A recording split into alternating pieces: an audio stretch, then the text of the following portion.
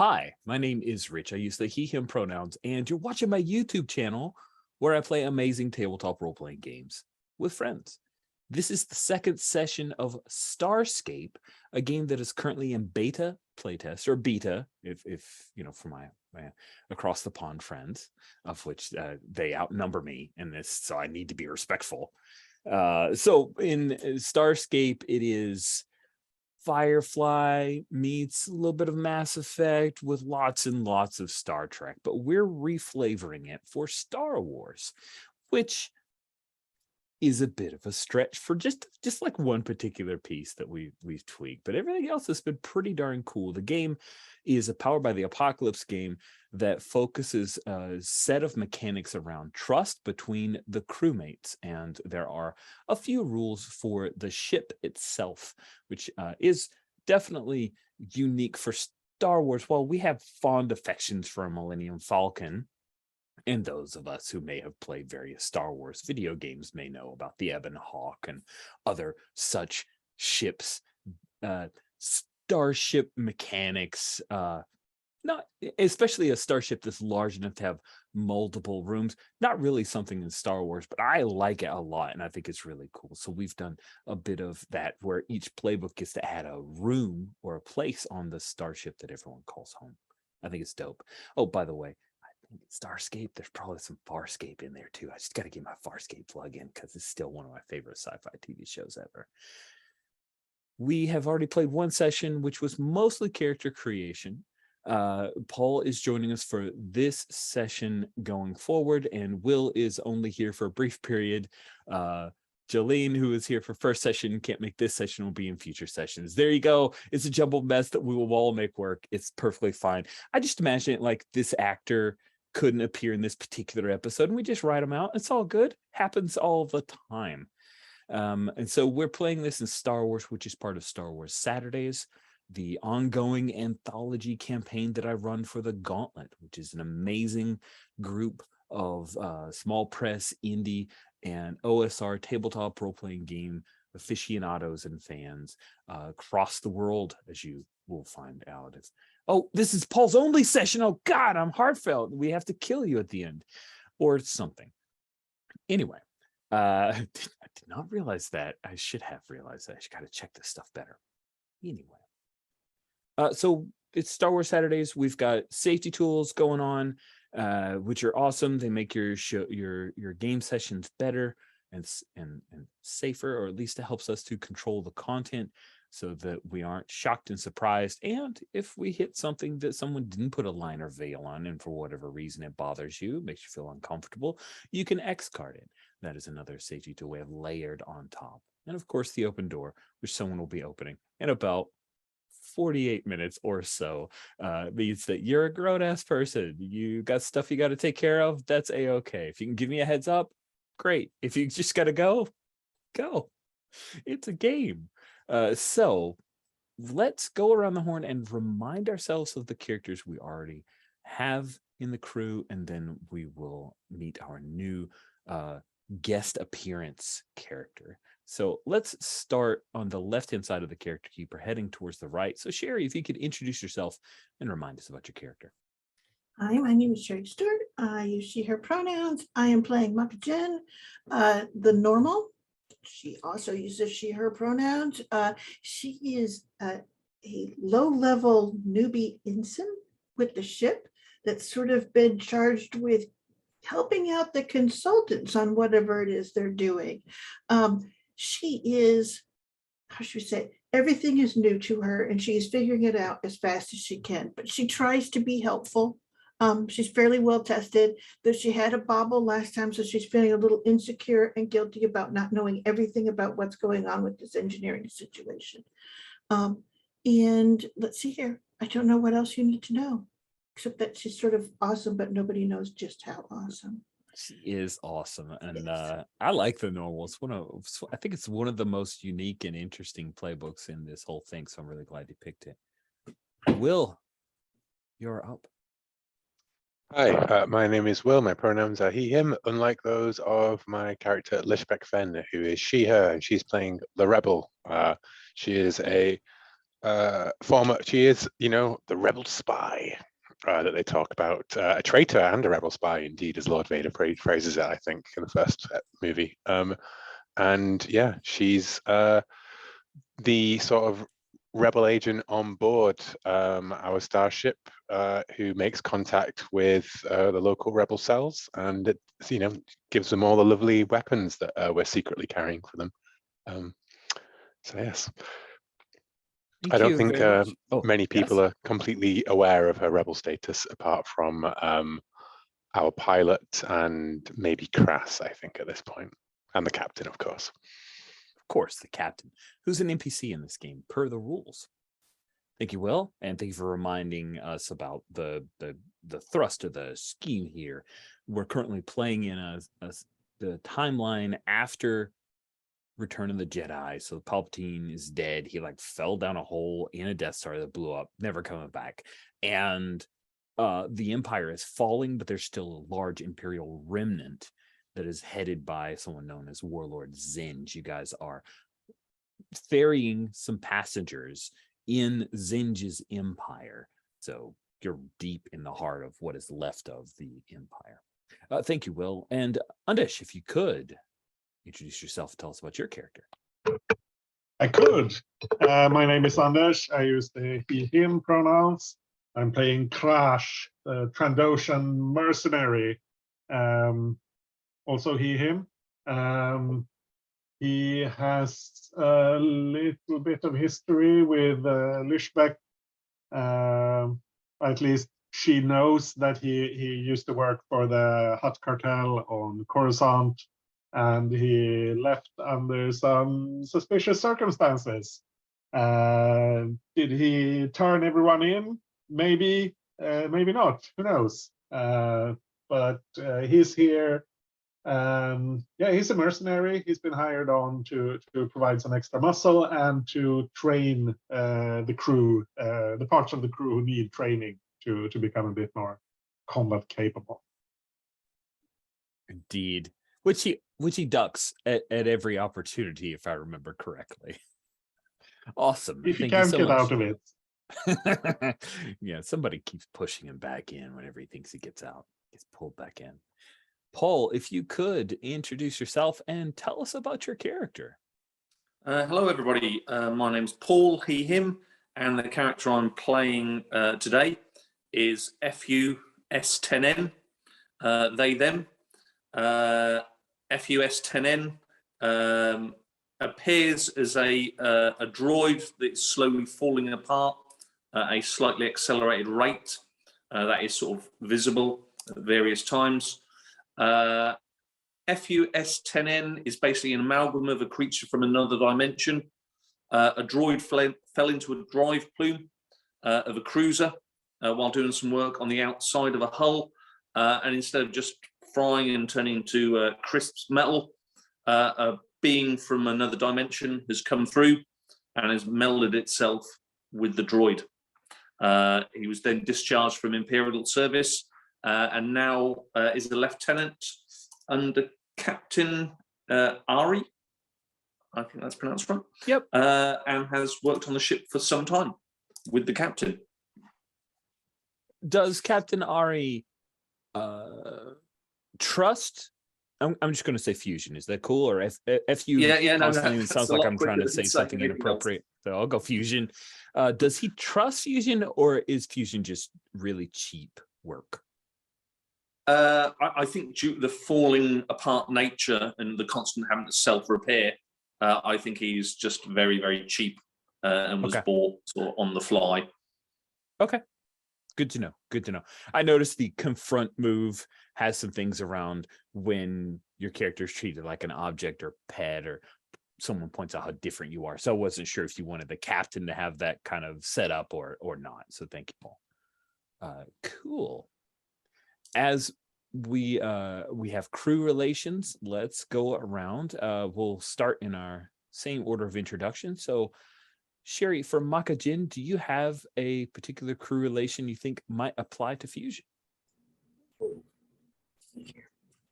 Gotta look to see what my options are here. Starts on row 72, I think. Oh, thank you.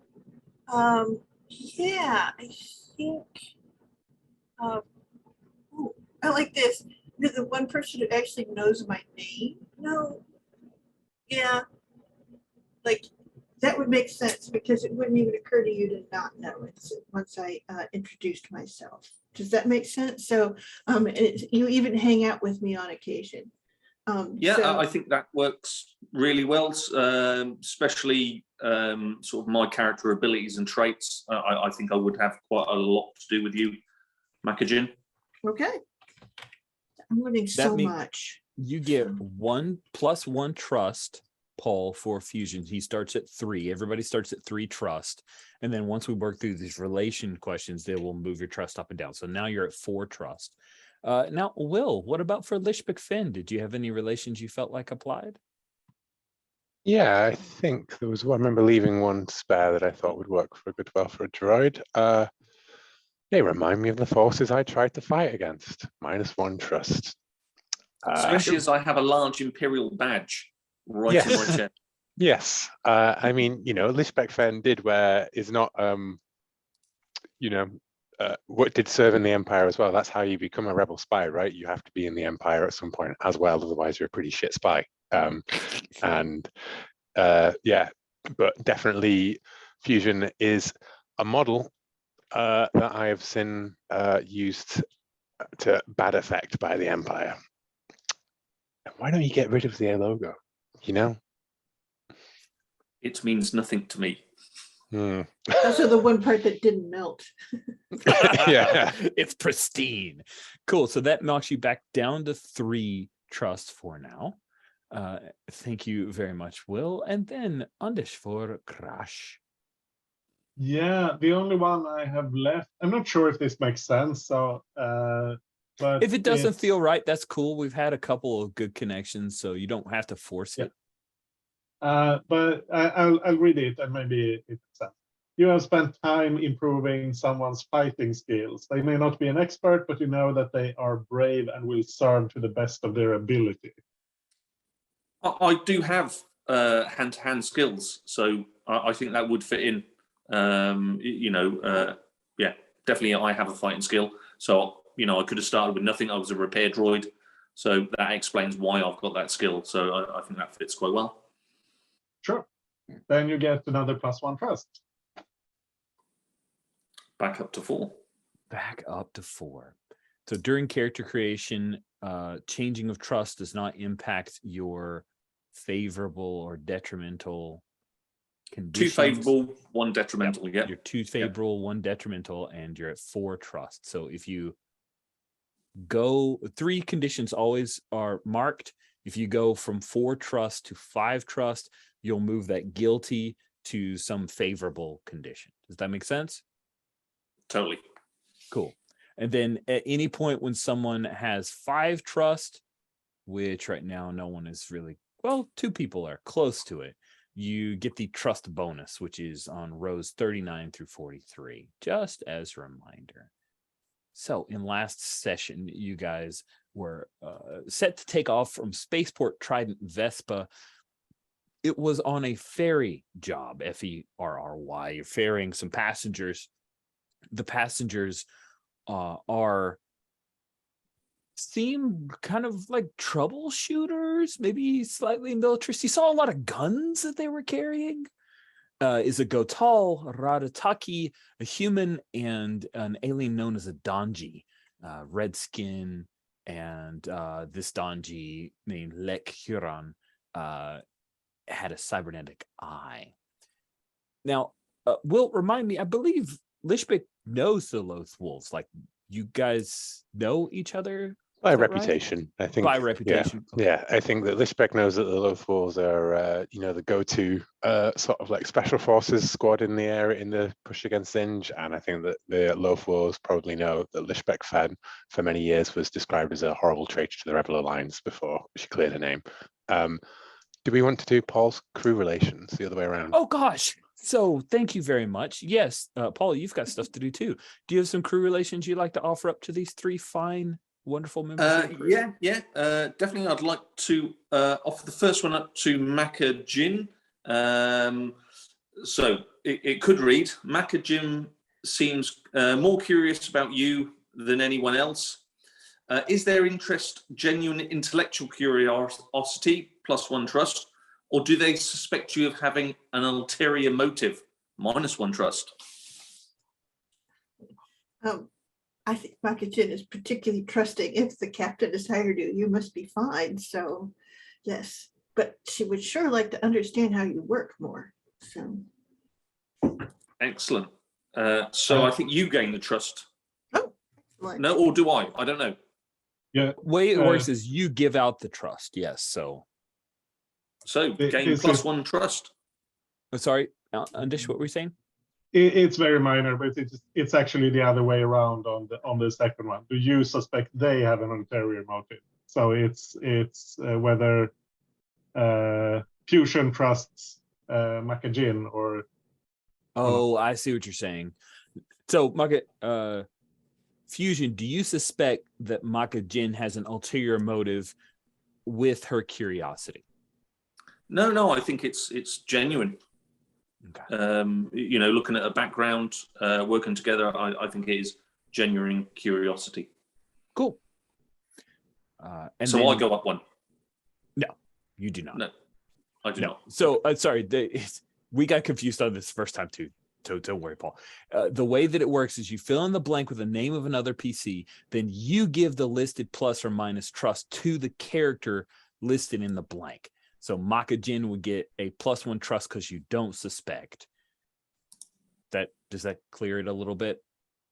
I'm happy to go along with however it's explained, because there's a tooltip at Crew Relations that I stuck in there back when I was creating the character character keeper, easy for me to say, and that has helped me to not screw this up. Anish, thank you for pointing out the tone of that question so that we answered it correctly. I appreciate that. What about the other 2 Crew Relations, Paul, for Fusion? Must admit, I'm not too sure about the middle one because there's been no sort of, and it probably won't involve me. I'll read it out, and if somebody wants to grab at it, but I don't actually think it's really applicable.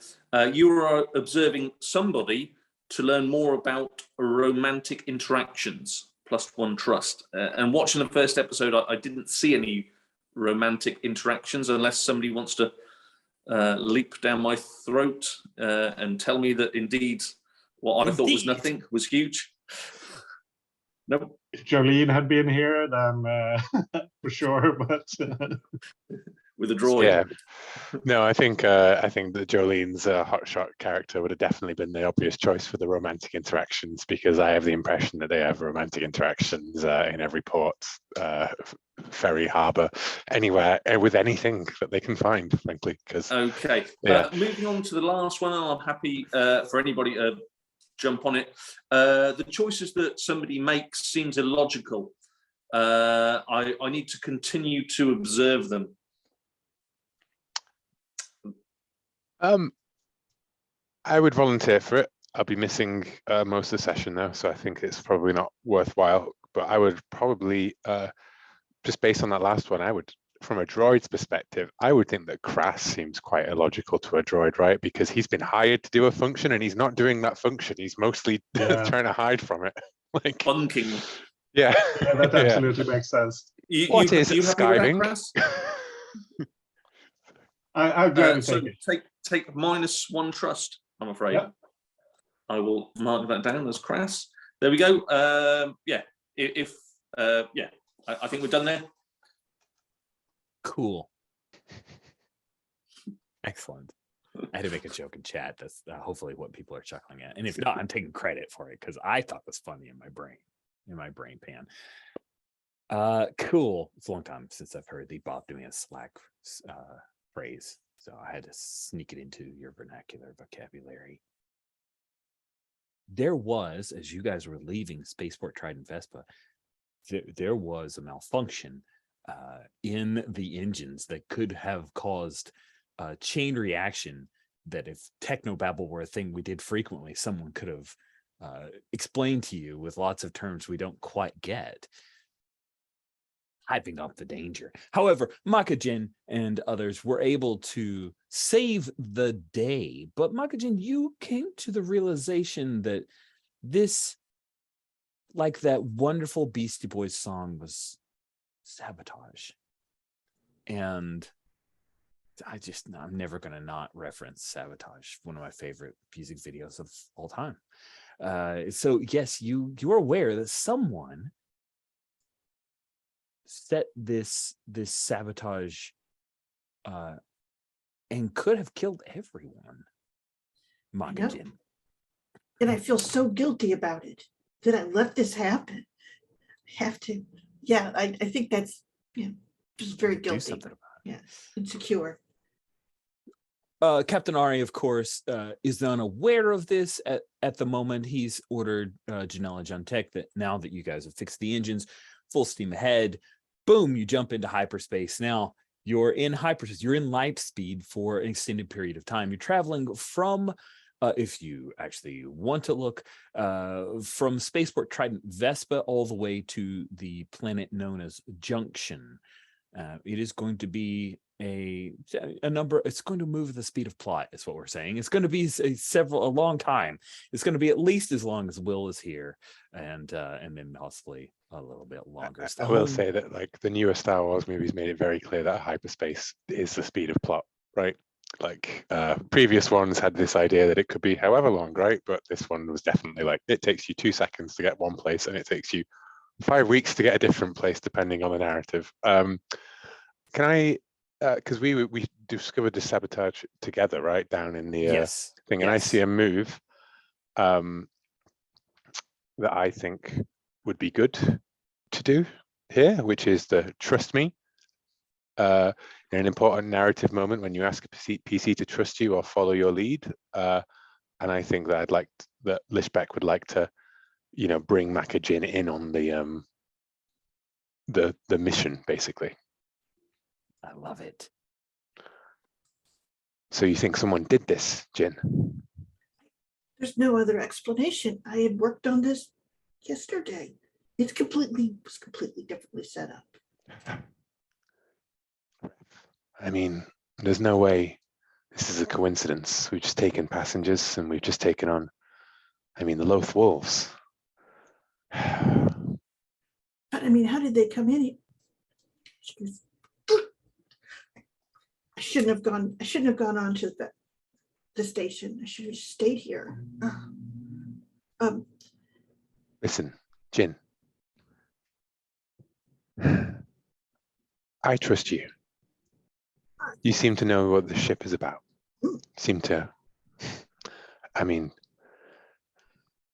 You're easy to trust because I honestly don't think that you could possibly lie to me. Yeah. Right. Now, I know you don't trust me, and I think that's fair because I've definitely been lying to you. Why? Because I'm on a mission from the Rebel Alliance, and so is your captain. So is this ship, and so are you. What? And whoever sabotaged this ship wasn't some sort of petty little revenge. It's probably an Imperial. Maybe we have a spy here on the ship. Our passengers, they're important. They're important to the cause. They're important to stopping the Empire. We need to find whoever did this before we leave hyperspace, before we get where we're going, and they throw either us or our passengers straight into the hands of the imps. Can I trust you? Yeah. Do you, and I'm going to call the name of the move out here, do you trust me? Yes. All right, so let's pause. Okay. So when you trust me, you say trust me, you're going to roll plus favorable conditions. Okay. Lishbeck is making the roll, and right now, for some unknown reason, Lishbeck Finn has 3 positive favorable. How did this happen? Because I used Connect with Crass last time. Okay, So I got nice to setup. earn 1 Cool. trust. There may be a spy whose name has been blacklisted for years, but you But I worm don't your know way back that. in there. Yeah, and also, you worm your way back in there, right? So I have first 3, and I think explicitly what I'm asking is that, like, I need your help to find this saboteur, which means that you have to be sneakier than Makajin is probably used to being, right? Like, don't tip your hand to the saboteur. You got to suspect everybody. You've got to investigate this. Yeah, Everybody apart from you, me, and the captain is under well, suspicion. but you haven't explained that yet. So you just asked if she trusts you, and she's like, okay. Yeah. But I mean, So let's do the I'd like moves. to roll all of that. Well, because it's Yeah. like, that's what Yeah. you're Okay. asking, right? Right. Like, more than just like, do you trust me generally? You're trusting them in a specific action. Is how I read that move. Okay. That's an Makes 8 sense. total. Okay. You describe what you think of me at that moment, and if they trust me enough to do as I request. If you trust me, both of us earn +1 trust, and we both get advantage on our next roll. If you do not trust me, we both mark experience. Think in that moment, because she is so gobsmacked that someone has done this to her engines, and she feels betrayed. But since you were standing right here when it happened, like you would have been one of the people that got blown up for sure if she hadn't stopped it. So I think she does trust you. She's like done the math. She kind of doesn't understand a lot of the other things you're talking about, but she's like, okay, yeah, okay. So what do you think? What should we do? I mean, I could camp out here. I could set up devices to watch. Devices? Sure, but I need 2 sets of eyes here, Jen. You're the only person other than the captain that I can trust on this ship. That droid, Fusion, who knows what they've programmed in him? He could have some sort of hidden code. And Crash worked for the cartel. Now, works for the highest bidder. And you've seen how little he works for the highest bidder. So this would be exactly his street. And the wolves, who knows? Do you know, like, I've heard such good things about them, but you can never tell in this business. So, And wolves. our Wait. passengers. Oh. So they have like some, okay. Yes, you know a lot more about this than I do. And Fen smiles at like, yeah, tell me about it, kid. But you got to play this close to the chest, okay? We got to be Sure. careful. We tip our hand. Who knows? Maybe there's a thermal detonator rig somewhere here ready to go. If it was me, I'd have a dead man switch ready to go at any moment. Okay, I can do that. Maybe, who knows if this is the only system they sabotaged? Okay. Yeah, I don't need to sleep for a while, so I can check. Yeah. You don't need to sleep. Good call. You'd fit right in the NRI, Jen. Okay, may the force be with you. Yes. May All the force right. be with us all. Yeah, I think she's already turned to the machinery, and she's like looking through it. You could see she's running through all the schematics, looking for anything that's not supposed to be there. Awesome. Yeah. We do a quick screen wipe away from the two of you, the plot discovered and a bit of trust between the two. I'd love to frame up a Fusion and Crash scene where, and another thing that I quite like about Starscape is the idea that the sections of the ship are just places to have scenes other than some of the ship systems. So Paul, why don't you pick one of the sections of the ship? I'm in the Your Starship tab. One of those sections of the ship. Well, I've got 3. I've got an observation room. I've got. I'm trying to find out exactly where it is on the playbook. There's quite a few pages. They're on like the last page. Like it doesn't even look. Oh, okay. So I've got unique accommodation. I could easily explain that, but probably not that handy. Social location or a window to the stars. I like the last 2. Do we have a social location already? There's a clubhouse, but you could totally add this if you want it. Let's have it. I'm going to say a dojo. Ooh, a dojo. Oh, we have a sparring room. Sorry. I just realized. Oh, we have the sparring room already. Tell you what, I'm going to go with the window to the stars. an That sounds really observation cool. lounge. We do not have that, and now we will have it. That's fantastic. Window to the stars, a place where you can see the stars and ponder your place in the universe. Were you there, or is Crush, are you there at this time where you guys are in hyperspace? I'm happy to be in the sparring room if Crass wants to be, unless we do want to be in the window at the stars, Crass. Sparring room works. Cool.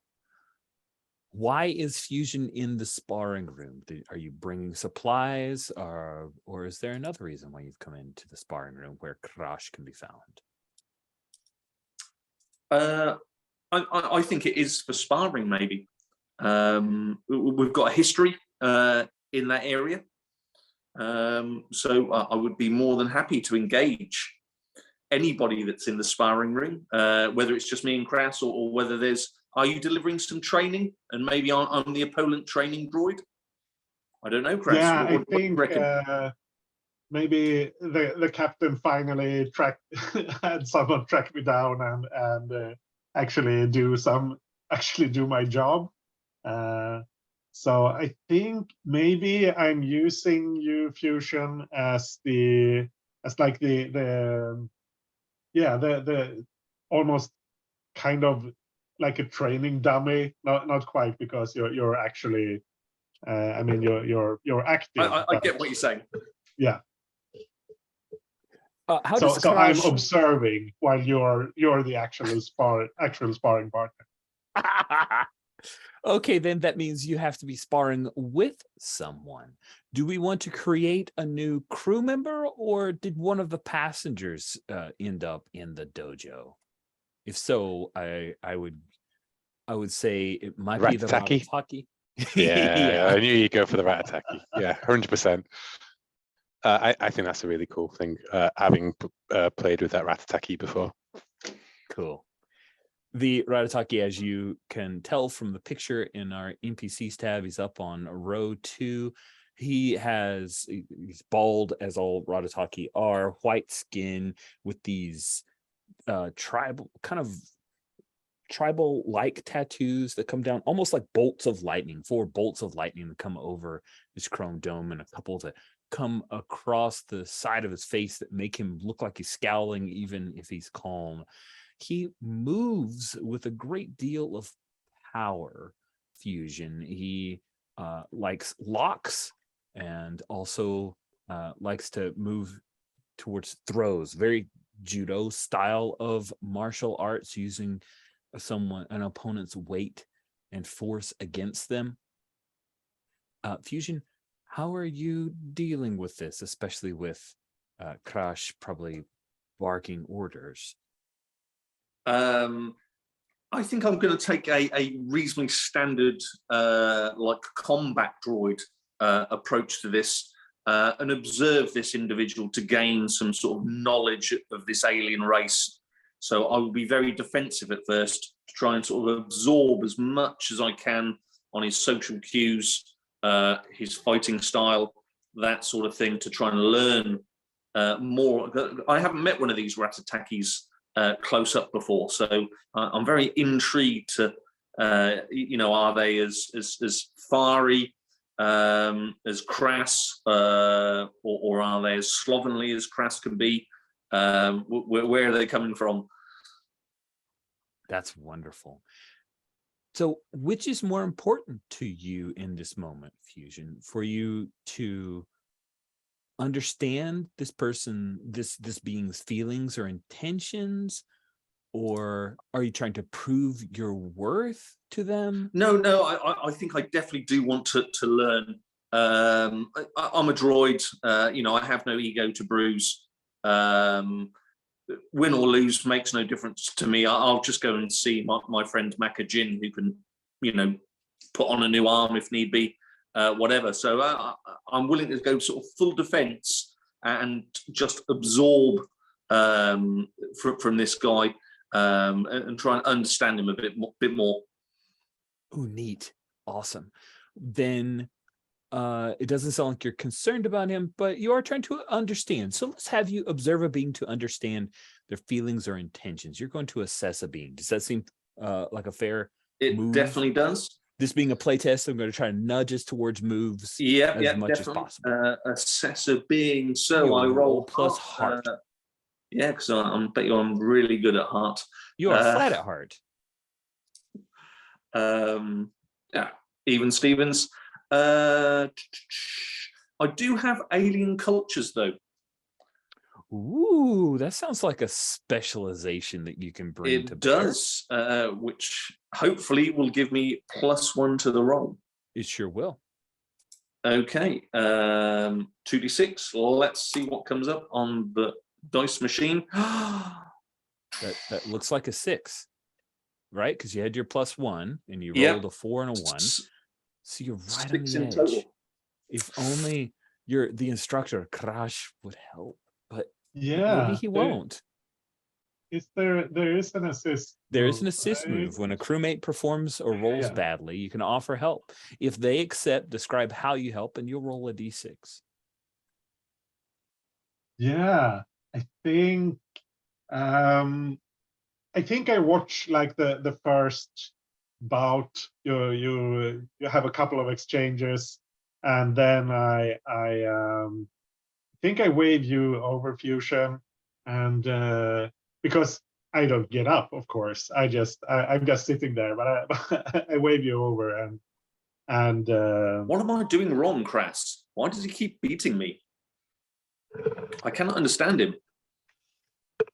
I think you need to remember that the Ratataki are a warlike people, much like my own. They put pride in their fighting skills.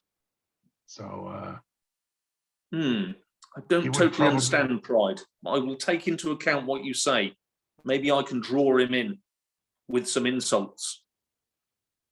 perhaps he would feel ashamed to be defeated by a droid, and that could give you an opportunity to if you faint, if you make a feint and he falls for it, that could anger him and that could give you an opening.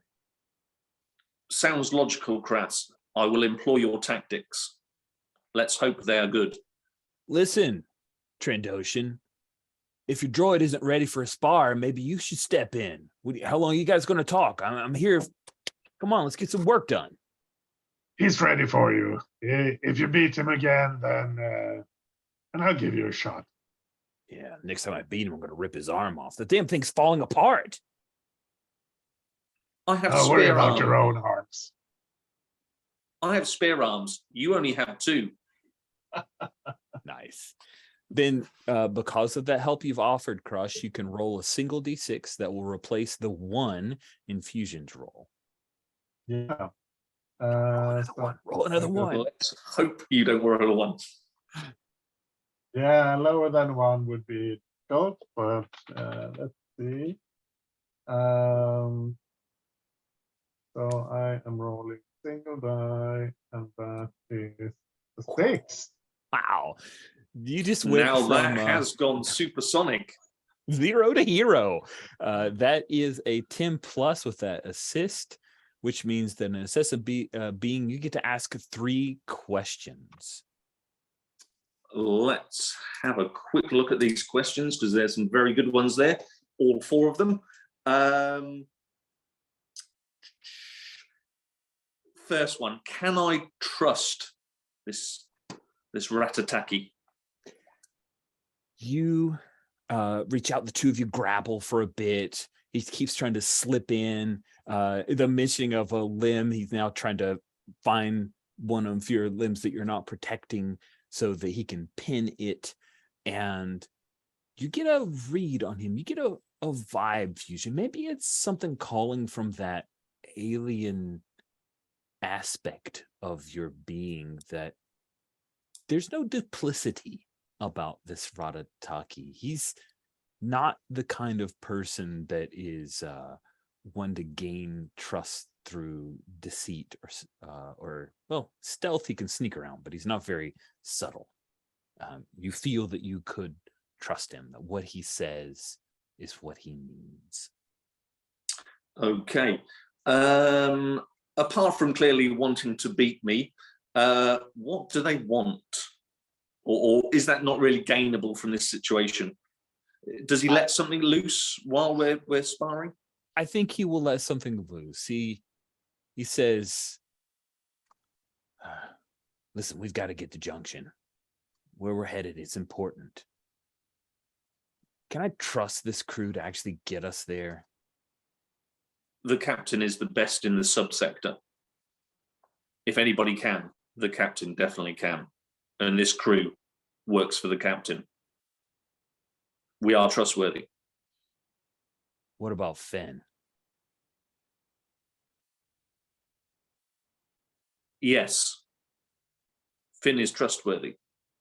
You overhear that, Crash, that this Ratataki specifically asks, what about Fenn?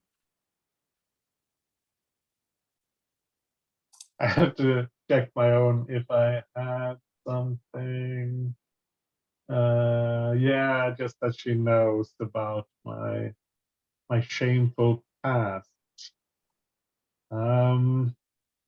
I think that based upon like our interactions, that you can probably read that maybe Fen has got something more going on other than just being like a crewman of the ship, right? And you're a dodgy enough Yeah, person that you probably noticed me slipping off and meeting some very strange criminal types. Mhm. Yeah. I mean, Crass could probably guess, to be fair. You're a much more worldly character than Makajin. That's true. And I'm used to being around shady people. So I don't think I will interfere with the conversation, but I do know that this Ratataki is suspicious.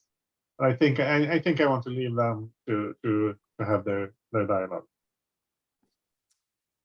So yeah, I think good you answer. get one. I think you get one more question.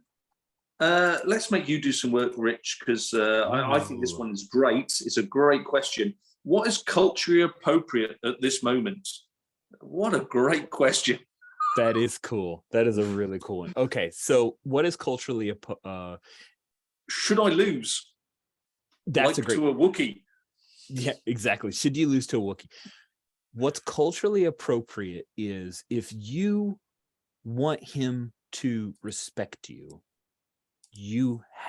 force will be necessary, but you will get a actually no, it doesn't give you a +1. Okay. So if you want him to respect you, you've got to apply force. If you want him to trust that you're not a threat, then let him defeat you. I will let him defeat me. Okay. Go down the trust route. I think that's worth more. All right. So eventually, after a bit, he actually finds a point where he disconnects, just like a snap, and you feel your left arm grow inert. He uses that, tosses you across, boom, boom, you bounce a couple times. And he says, well, better than nothing, I guess. Thank you for the sparring. I must now attempt to reattach my arm. Nice. Yeah, It was It was a good bout. I will report to my master Crass on the fighting styles that I should have adopt in future. Thank you. Good. Well. Do you want to say something, Crass? Guess it's our turn then. I need a challenge. I've even broken a sweat here. Yeah. You just I think, gosh, he's been sitting down and kind of lounging on a couple of crates there, but when he stands up and kind of unfolds, he is big and strong and heavy. So he's quite he is impressive.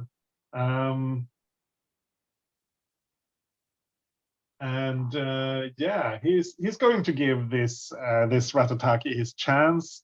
But he's not going to rush into it. Like he takes off his utility belt and places it down, and he makes a show of taking his time.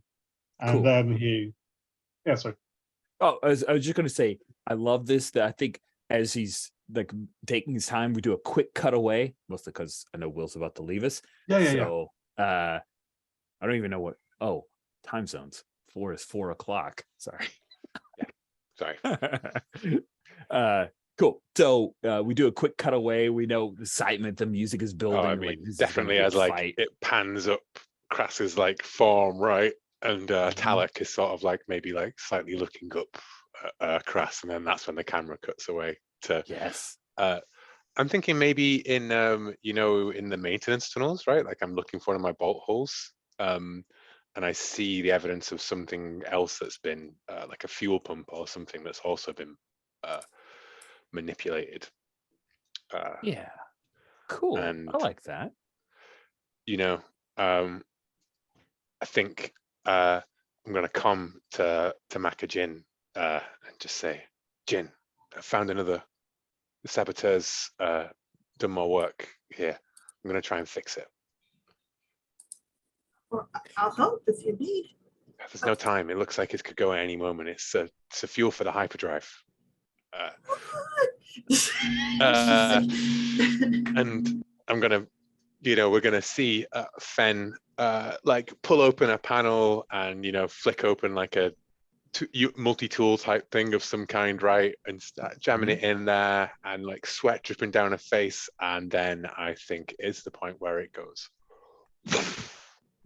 and blows her out of the like into the corridor, like where like she's maybe in like a vent above like the corridor or something, like she goes from the utility area sort of out into the main passageway, right? And some extra crew members come jogging over the Ooh, ship. yay, NPC crew members. And yeah, just to give like on a meta level, right? Let's just say that like that Fen has basically been put into the med bay unconscious for the rest of the episode, but in a way that either she was sabotaging something or she was trying to stop something, right? And so I think that's like the crew members, like Fen, oh my, wait, that's the fuel motivator, that's the hyperdrive motivator line. Like, you're messing with the coolant? No one should touch that while we're in hyperspace. And yeah, cut to medbay, and the question of is there someone trying to sabotage the ship is now maybe a little bit more open than it was before, right? But Maka's the only one who knows. Maka and the captain are the only ones who know it, and everybody else maybe has a idea that possibly Fen could be the saboteur and just have cacked it up before doing it. Cool.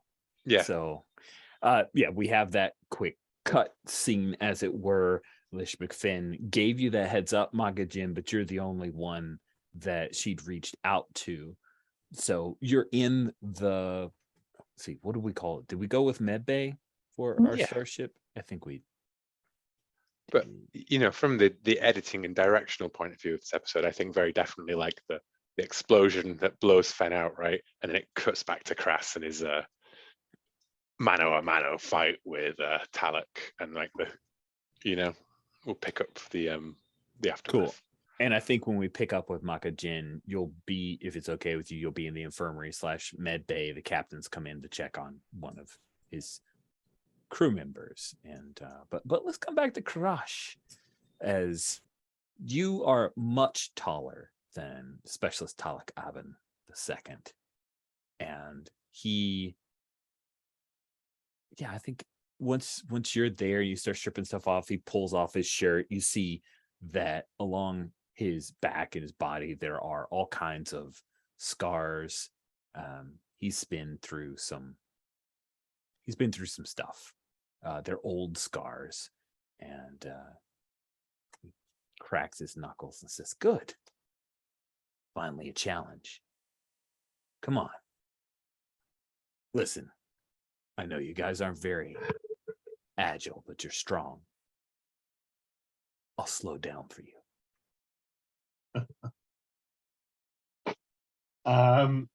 Talks a lot of trash. Yeah. I'm going to use sweep the leg.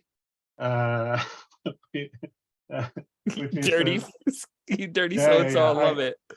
I fight super dirty. It cost me 1 trust, but it's worth it just to be sure to shut this guy up. Take -1 trust to abandon honor and get the job done during a fight. You're guaranteed success, but everybody sees how you get that success. Roll plus body, and you get +1 to your roll if you have the angry condition marked. Which I don't. Which you don't. So I think this is like Crash is he takes off his utility belt, and while this Ratataki is talking trash, but instead of putting it down, I think he like whips it around the Ratataki's legs and pulls it, throws him off balance, and then just leaps on him and starts pounding him and grabbing him really hard and just punching him in the face. Yeah. Love it. So definitely like jumping in before the actual they were actually supposed to start. I love it. That's perfectly dastardly. So I lose 1 trust. Does that mean I switch 1 condition? Yes, whenever trust is moved, then you lose a favorable condition and becomes detrimental. Yeah. So I think I'm going to ditch generous. Actually, now I'm going to ditch hopeful, and I mean I could become angry here, but that doesn't really make sense. I think I'll go for selfish, because this is just Crash doing it for himself. Nice. He's annoyed by this Ratataki. He's supposed to help and train, but instead he's just beating him up and hurting him. Cool. I love it. So that's 2d6. I have a +2 2d6 plus body. You have a 2 body, or very body-horrific. That's a 9. All right.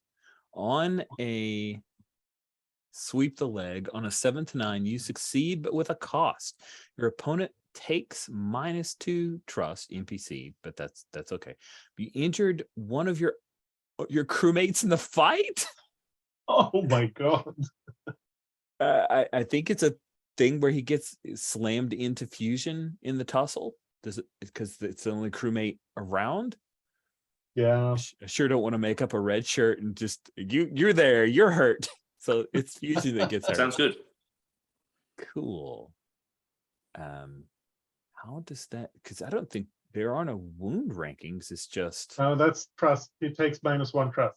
oh man, it's Trust is -1 kind of trust. the wound track as well. That's where I was. Crewmate Wilhelm, poor guy. Ah! There's a crumble to the like- floor. Like at some point, Crash just grabs Fusion's half severed arm and rips it off and beats the Ratataki with it. Yes. Oh man, Talik is surprised, right? You were victorious in this, so he ends up throwing an arm up to try to protect himself. He's waiting for a moment, but you don't go for the kill. You don't escalate to the point. You just defeat him, and you see, even though you pulled a real dirty trick, there's definitely, sure, the others don't trust you, but Talik respects that. He doesn't love that he got beaten, especially from this droid that he pantsed, but Yeah, and I think Crash he turns to the others who are watching. In a real fight, never fight fair. nice. And he gives you this grudging nod, and then that's when the doors open up. And Specialist Esley Terra, a human, she comes in. Talik, Finn was trying to mess with the ship. And he starts to sit up, and we'll cut away. We cut to the infirmary, or the med bay, where an unconscious Lishbek Finn, who has various scars that, are going to make her unrecognizable, but things that we can point to later, go, yeah, she's still kind of messed up. She appears to be unconscious. So let me ask you, Sherry, we don't have this room defined. Are you imagining that we have a sentient bioorganic who is the acting doctor, or do we have the normal medical droid that you've seen in Star Wars in the past?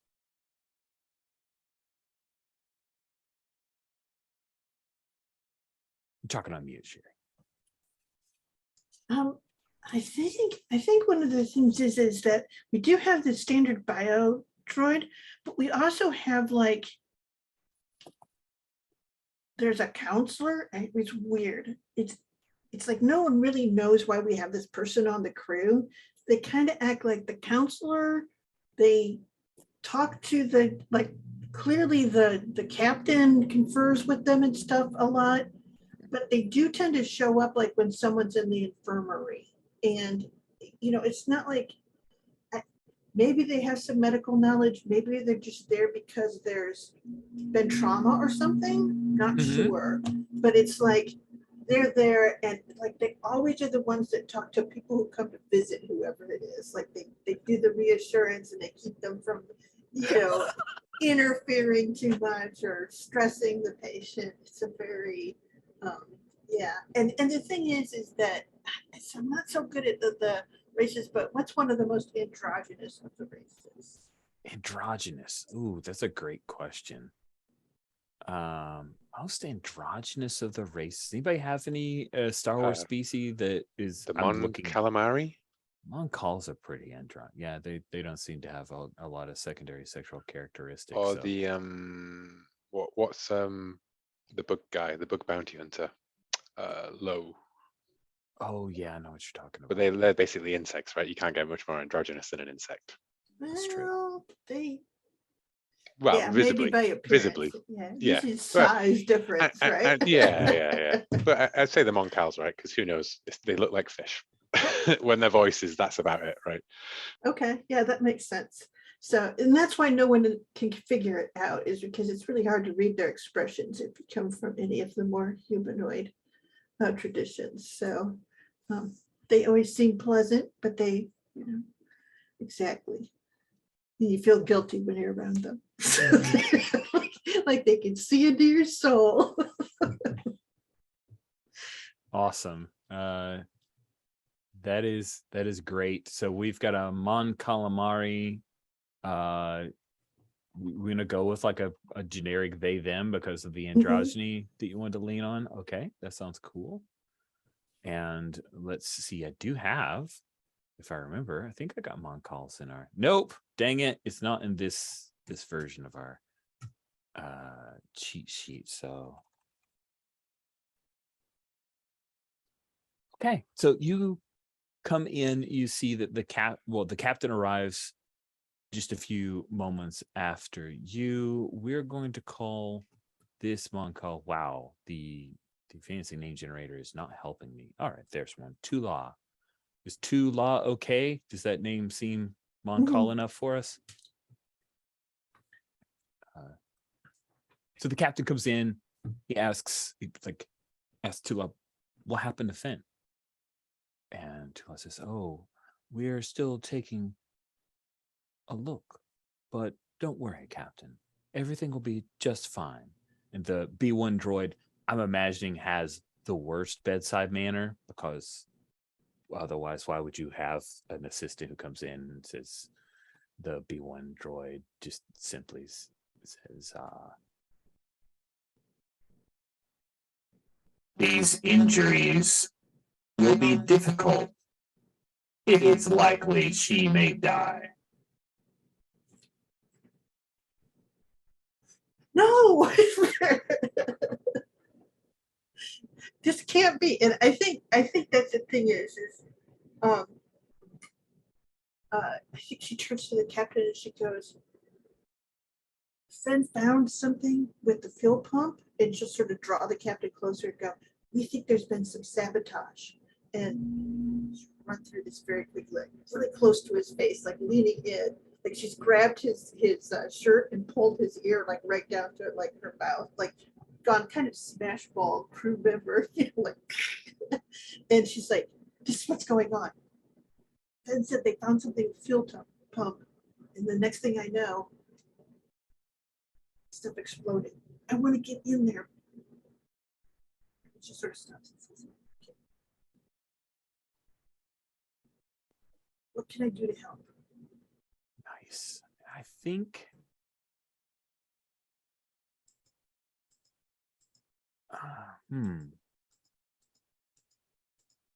think you're trying to maybe get the captain to trust in you, this lowly ensign, a little bit. Yes, or at least because, yeah, to trust she and Finn, I think, if that makes any sense. Oh, it makes a lot of sense. Yeah. Cool. So you're number one, speaking up for Finn, and also trying to get the captain to trust in you. I like that. Let's have you try to influence the captain then, as the captain says, I'm not entirely sure about this, ensign. As he defaults to your rank rather than your name. Okay. Yes, that's, and I kind of go, let's see here. This is choose one based on my conditions and mark experience. So I have 5 trust. So I could spend Ooh. 2 to give myself. Is this to prove my worth, or Ooh, well, is it influence? It's influence. let's take a look. So huh? you try doing something in a high pressure situation, you're going to roll plus courage and do an attempt plus you'll do it without difficulty. I was thinking, well, you know what? This feels pretty here. Let me insert a thing to make it a little bit more pressure. Okay. As you're talking to the captain, the Gotal, like so named because they're humanoid goat dudes with, horns and the fur coming around their face. The Gotal steps in to the med bay, and his name is Yotu. He moves over to look over at Lish McFinn. I understand. Finn was sabotaging the ship. All right. Yeah, and that's when I jump in. So I'm going to pull my red shirt move. So I'm going to throw myself into harm's way. I'm like going to make it that no, I'm completely 100% on Finn's side. And I guess what it is it says, throw yourself into harm's way to protect someone on your crew. Roll plus heart. No matter what happens, mark experience, but on a hit, you save them. From these things on a 7 and 9, choose which one of us takes a -1 trust or for an entry. Cool. So Do you say, no, we were working together? exactly. Oh, that's great. Yeah, and Finn was there when I discovered there was sabotage. They were helping me look into it.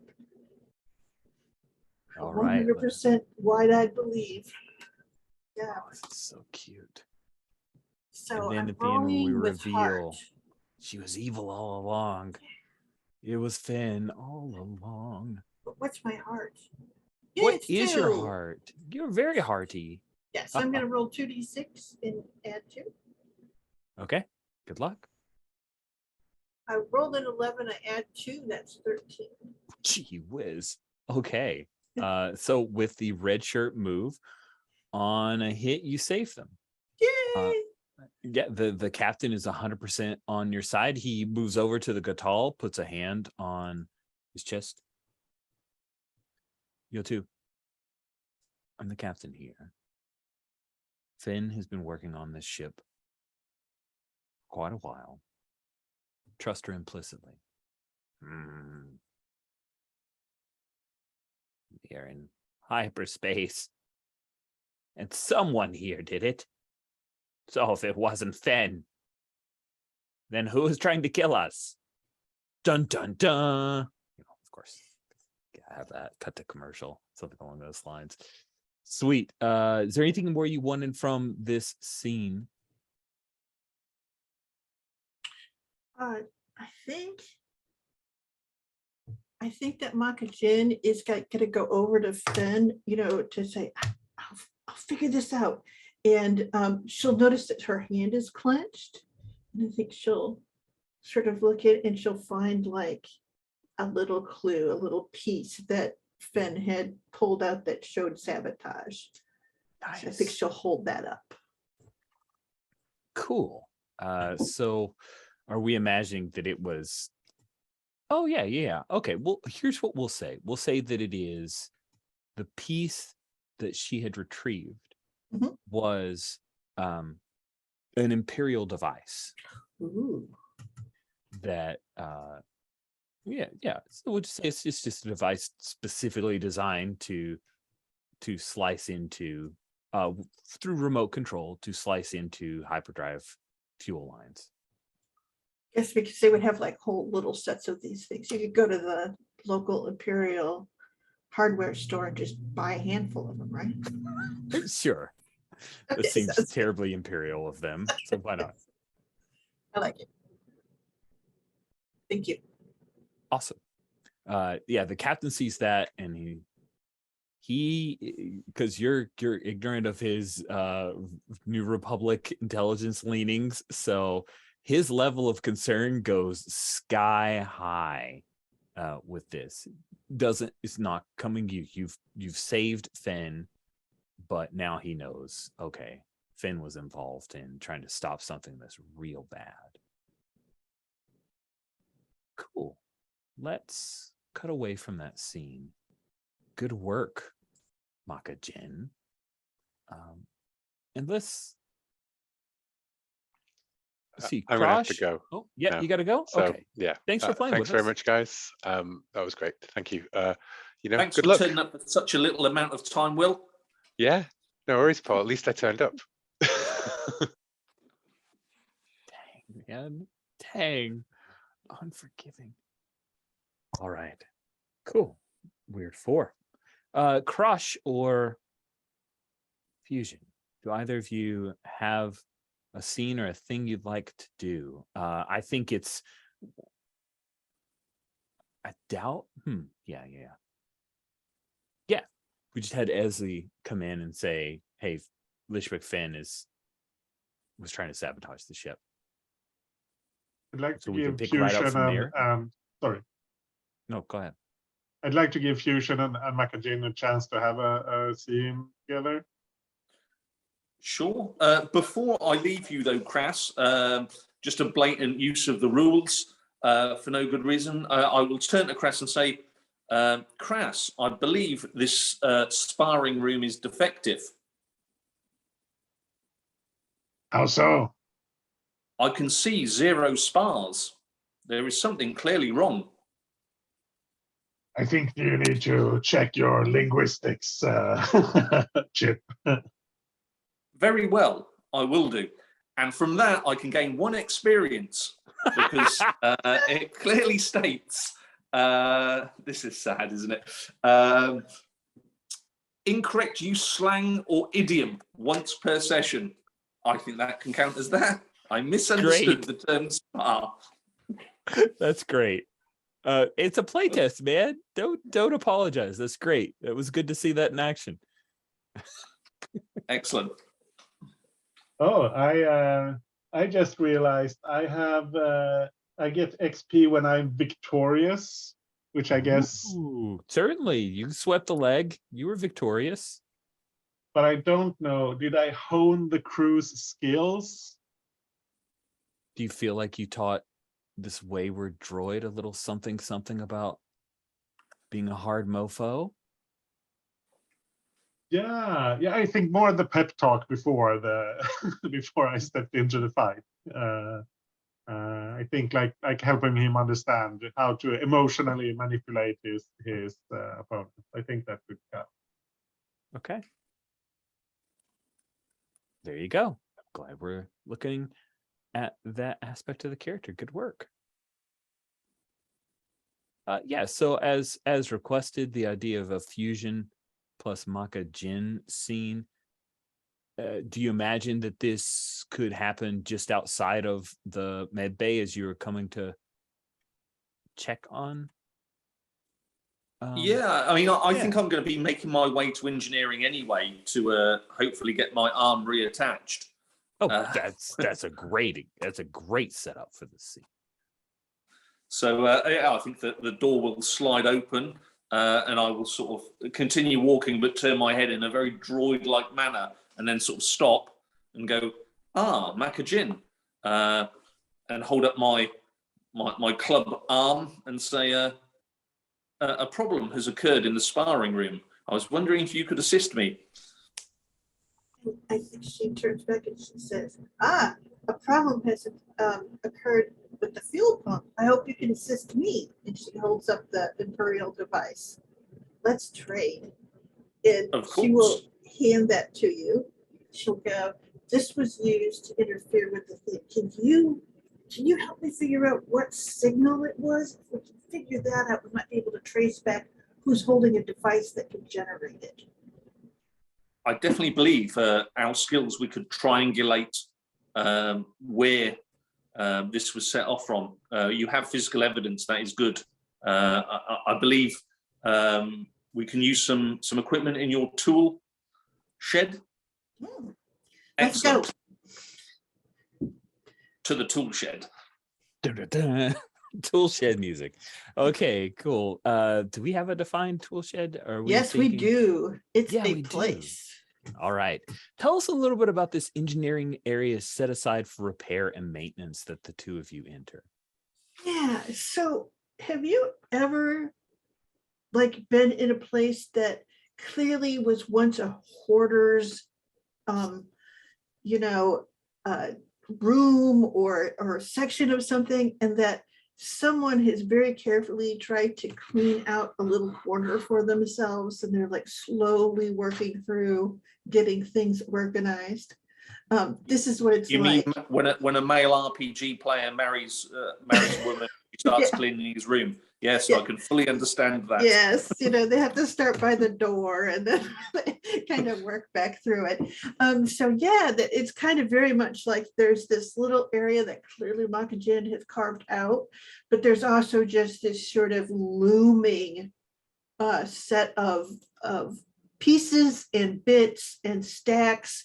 And even though all of the shelves and stuff are sort of like gravity set, so it's not like they're going to tip over or anything, they still have this thing of looking like they're just groaning under the weight of all the stuff that's sort of grav locked onto them. So There's nothing wrong here that a Dianoga couldn't fix. Okay, awesome. I love this ramshackle little area filled with all kinds of tools. I was sort of talking quite bad lighting, a lot of spotlights, so you can definitely see what the spotlights are aiming at, but the rest of the area is really sort of dark, and you couldn't, something could easily sort of leap out at you and you wouldn't know. It's nicely illuminated where it needs to be illuminated, but there's a lot of shadows and stuff all around. And if there was a place on a ship that you wanted to hide for a long time, this would probably be it. It's like behind some of these shelves. Nice. So I don't want to make it a role for you to have your arm reattached. I think that's just business that's happening in this scene. But I am curious, Maka Jin, after defending Finn's honor, your one friend on the whole ship who even knows you, who you trust, they're here. It's the greatest. So I'm like, okay, so you start figuring out what we need to do the triangulation, and she's got your arm, and she's like, wow, they really messed up the connector, didn't they? I'm gonna have to wrench this off and start with a new one. I will dull the pain receptors in that area. Please feel free. And so I'll sort of swing my body around, and I think there's a workbench to my right. It was my left arm that was pulled off, but with my right hand, I will start maybe pull a set of sort of like microscope that's attached, on a sort of a grab arm or something, and start sort of maybe we see sort of crocodile clips coming off, or Star Warsy version of a croc clip coming off this device as I attempt to probe it further to try and triangulate, gain some information from it. Cool. I think love this that. sounds like scanner situation. It certainly does. That was exactly what I was going to ask you to roll. So go ahead and roll plus brains. Do you have a specialty that applies? I think I can maybe go even one beyond that. I have a move. Well, not a move. Maybe it's a move. I don't know. Let's have a look. Scroll. I think I get a plus. I've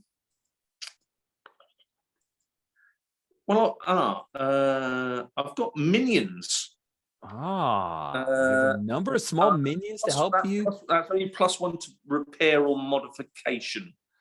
So it's not that, not lie detector, and not like me. So no, actually, unless curious, can you use these favorable traits? Do they come into play? Or is it just that I am curious and therefore would want to look at it? So the favorable traits are used in specifically designated trust moves. Here you would apply if you have any specialty background that I'm sorry, specialty that applies. Physical sciences.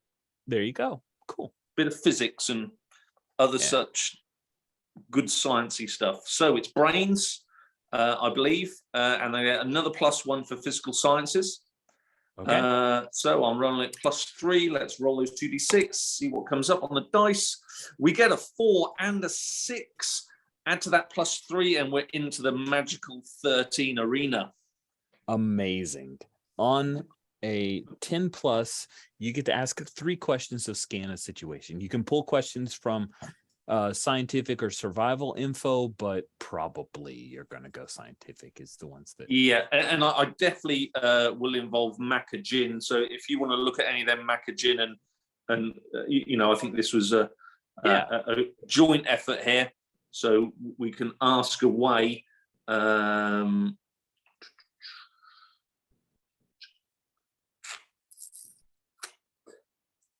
What does this mean? Ooh, what does this mean?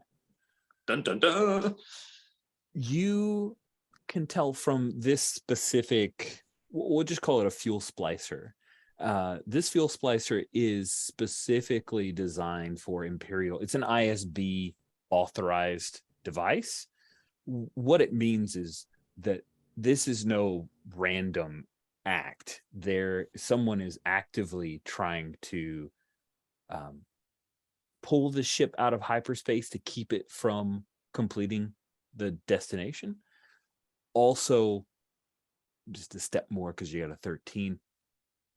You would believe that, okay, if you're pulling a ship out of hyperspace, what's on the other side of hyperspace? Right? Like this seems to be, I don't just want to stop the ship from going somewhere.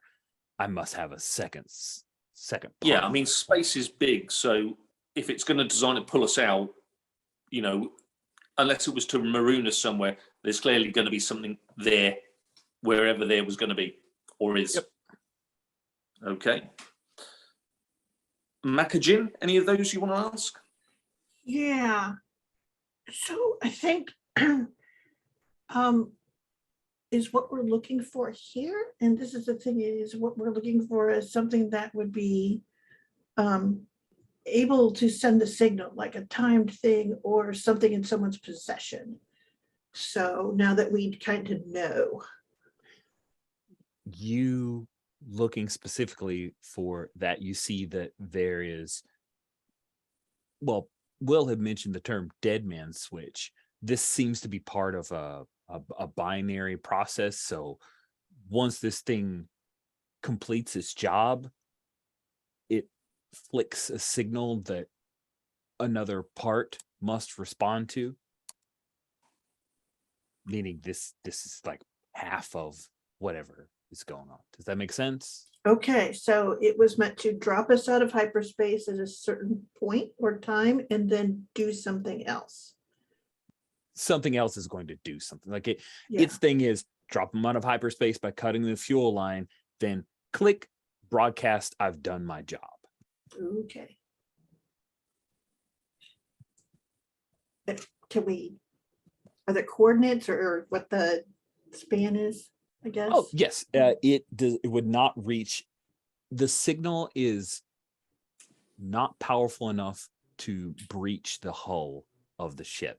So whatever other piece responds to it must also be on the Dancing Sarlacc, which, by the way, is the name of your ship, Paul. Okay. You didn't see that. Thank you. That's what we needed.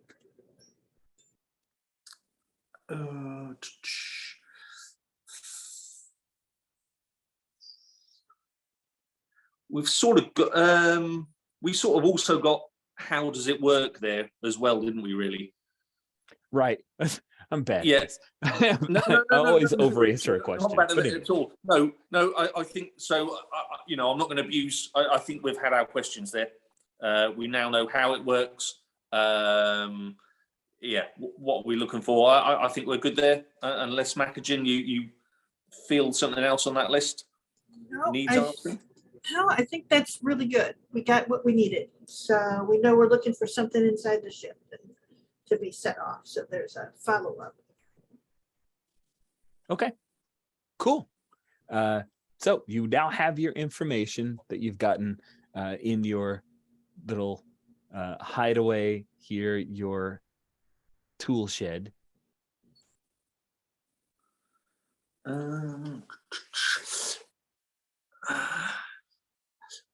I think we really need to find out where or who this signal is going to, Macajin, and then we can send in some heavy interrogation units to apply some pressure.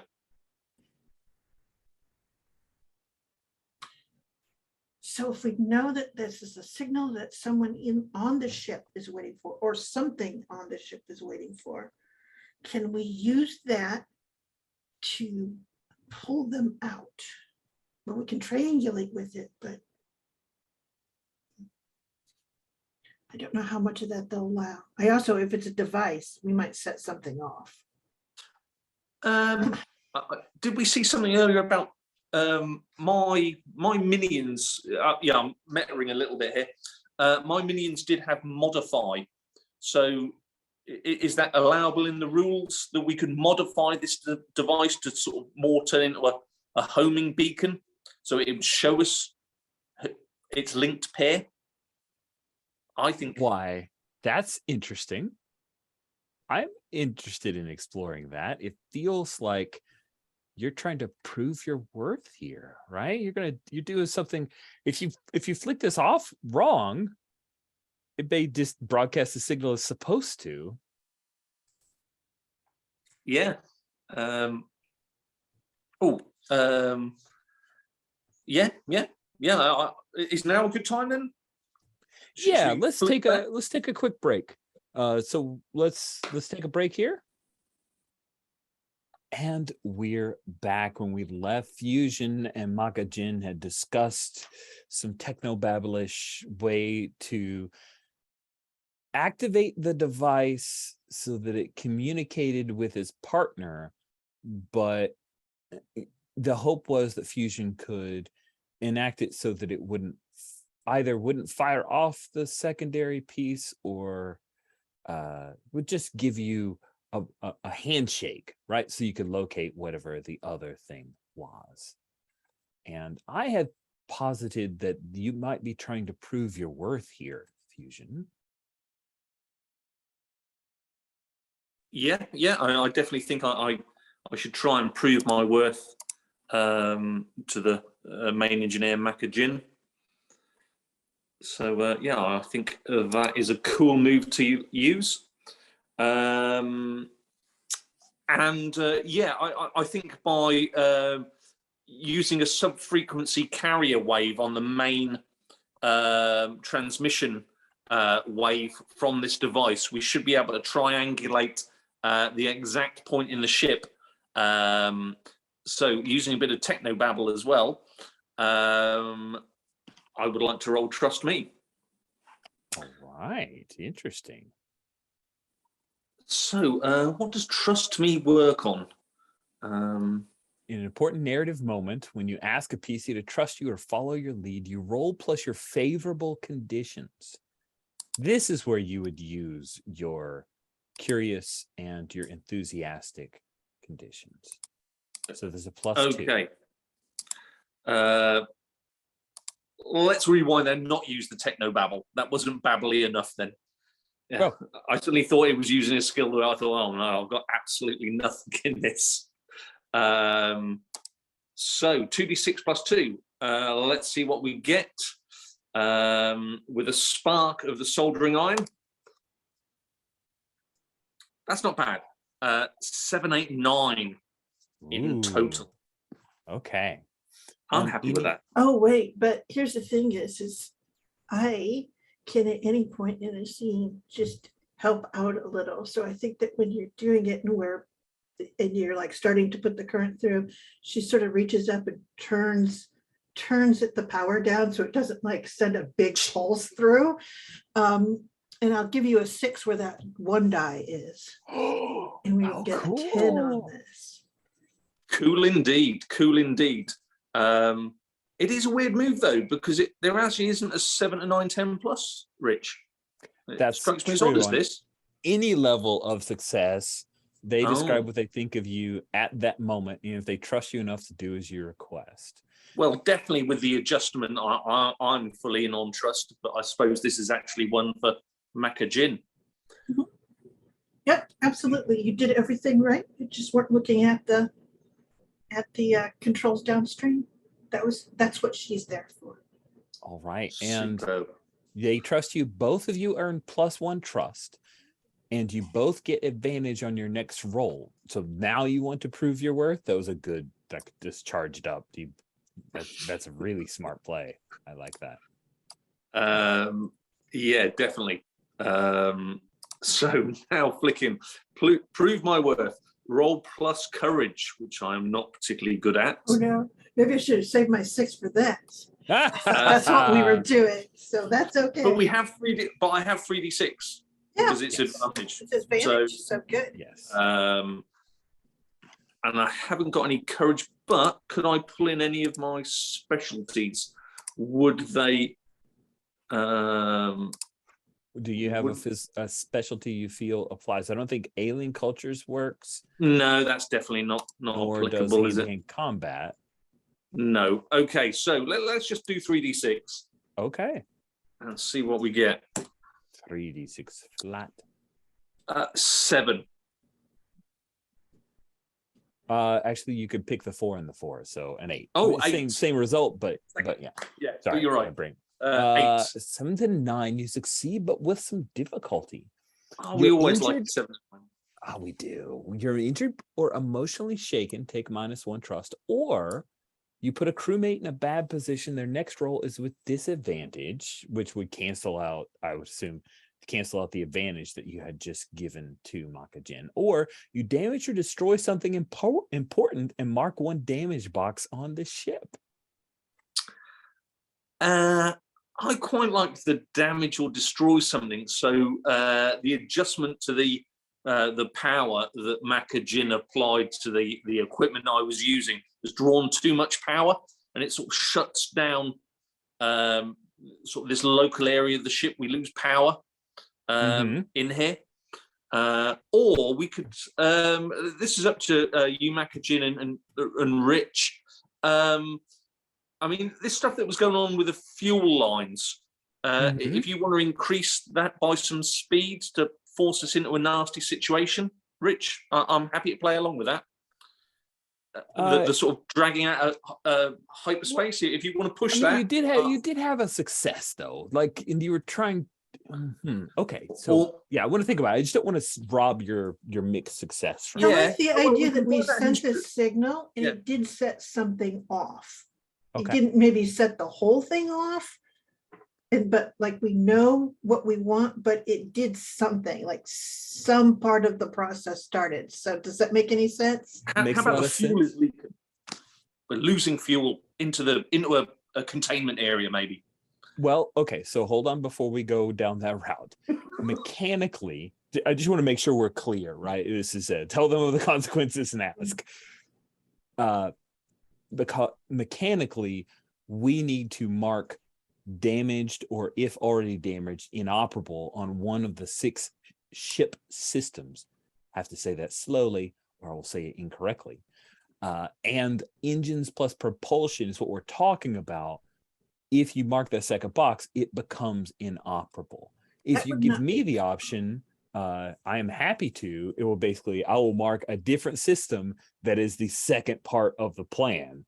Or you can just say that it's the engine's propulsions. The engines become inoperable because you're both really good at fixing things, and maybe you'll have a chance to fix it. Well, yeah, I mean, I could easily go down that route because on this, I think myself and Makachin can work well together. It's my only session. I could do that sort of Star Trek 2 Wrath of Khan Spock, and I have quite a few moves that set me apart from other players to go into a hazardous environment. So that's sort of sounding good to me. But so we do find out who's transmitting or who's receiving. That's the main thrust, yeah, Rich? yes, Excellent. Cool. So What do you reckon, Maka? yeah, what do you think, Mike Jen? I really do think engines should go dead. We know who it is. We got to go fix the engines, and we have to call in Cross to take care of whoever it is that's our betrayer. Nice. Cool. So you have obviously, like, you guys, just to talk a little timeline, this device that was supposed to shunt the fuel line to pull you out of hyperspace had not completed its job. You fiddle with the system to set off the partner or the second half of this binary process. In the doing, something goes awry, and we will mark the second box on engines propulsions as the system is now inoperable, which means that players would roll with disadvantage to flying rolls and have to have a narrative explanation for how the ship is moving, which is great because we don't have a pilot here right this minute. So who knows if it'll be here when Jolene returns next week. We will find out. The ship starts to spin and drops out of hyperspace. Gravity has been thrown off, and it's Star Wars gravity, so we only say there's no gravity if it's interesting to that part of the plot. So the ship starts to do a little bit of a barrel roll out of hyperspace because of what has happened. You do successfully ping the other side of that and find that the other side of it is currently at, as I am looking at our sections of the ship, and we also have a cool set of deck plans because I can't help myself, is at the Gunnery Station near the concussion missile tubes, which is on the starboard side of the ship. The ship itself is like this kind of rounded shoebox looking thing with a pair of little baby wings. The starboard side has gunnery stations. The port side has your EVA equipment lockers and flight deck. So does that feel like, is that Yeah. what you want? Okay, good, Okay. good. All right. Sweet. So as you guys start coming out of hyperspace, Crash, you hear there are klaxons that sound. because that's just an automatic thing. I think our wonderful astromech droid B47C would be flipping out a little bit, making sure everyone in the crew is aware. Over the loudspeakers, Captain Ari says, Now hear this. Now hear this. Crew, we have come out of hyperspace. This is an unexpected delay. Please be prepared for possibility of pirates. because he's not sure what caused this. And so he's not sure what's happened. Crush, when this is happening, flashing lights to elicit excitement and also to make sure we're reminded this is a dangerous moment. I don't think you're in the sparring room. You're somewhere else. But what are you doing? I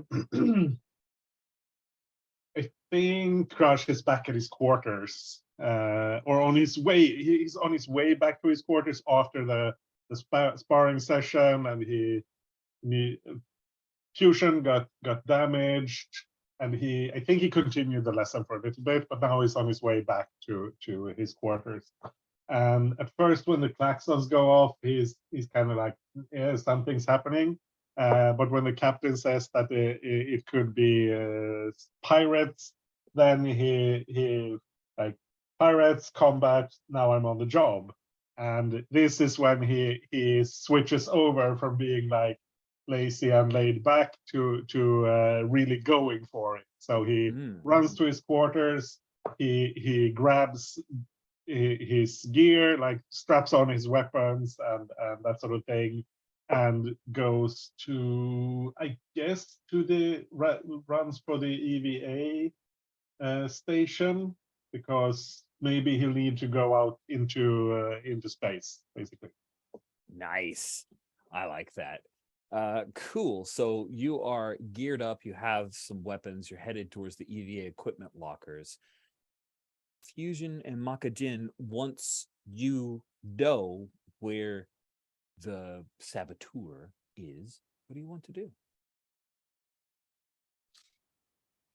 I think we should inform Crass. I know him well, and the other trustworthy person is inoperative in sickbay, Makajin. Yes. And she goes, yes. I assume we have comm devices, right? Of some sort? Absolutely. Yeah. You certainly do. So that's the thing is she'll go, Crass?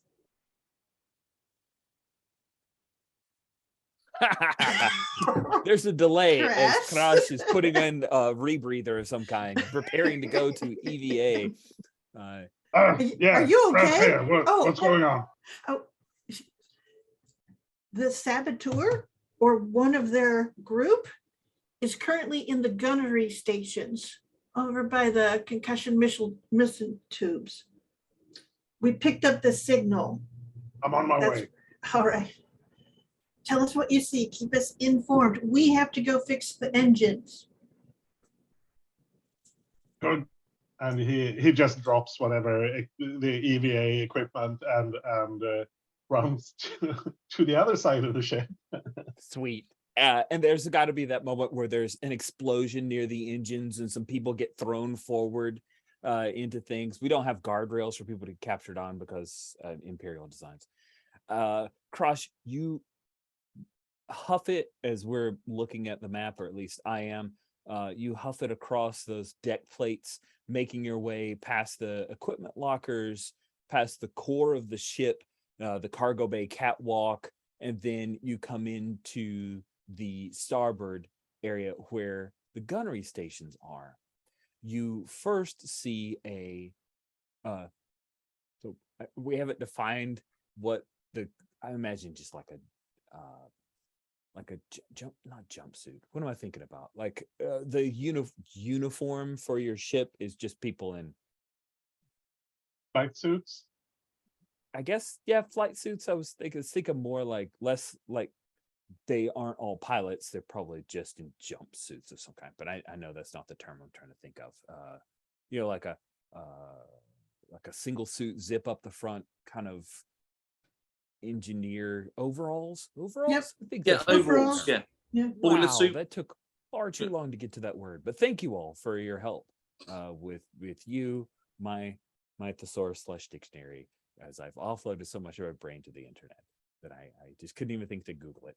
Anyway, you see in wearing a pair of overalls that you recognize as, oh yeah, this is another one of our as yet undefined NPC crew members,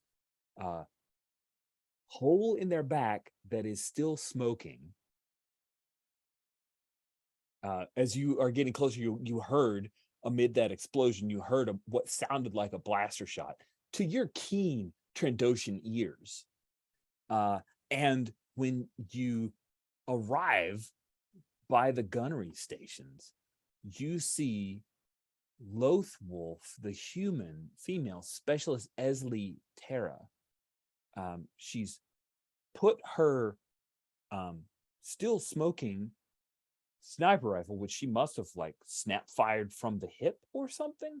She's put that down, and you see that she is looking at the concussion tube, the concussion missile tubes, like checking them over. And when you come running up, she looks back. You've got a saboteur, and points at the dead body. What do you do? I think this is where Crash is going to. Yeah, she could be telling you the truth, but she could also be lying, and she's the saboteur.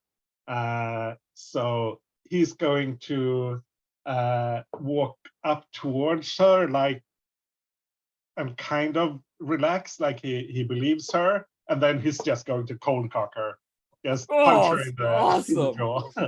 Oh, that sounds like force must be force is necessary unless, or well, Sure. I don't see how you're being dishonorable here. So it feels like force is necessary is the right move here, right? I don't think you're sweeping the Sure. leg. Fair? No. It's not sweep the leg. I don't. It's Okay, not because the soul of the dead body is the only person who could lose trust in you, and they trust Yeah, no yeah. one. They're off in the void. They hate you all. Yeah. For, okay. I You just want to realized that I retire? have my specialties. I have hand-to-hand combat. I guess Uh-huh. that's relevant here. Certainly. If not now, when? Yeah. For sure. So You're gonna roll plus body plus one more, so you're rolling +3. Yeah, that's huge. That's pretty.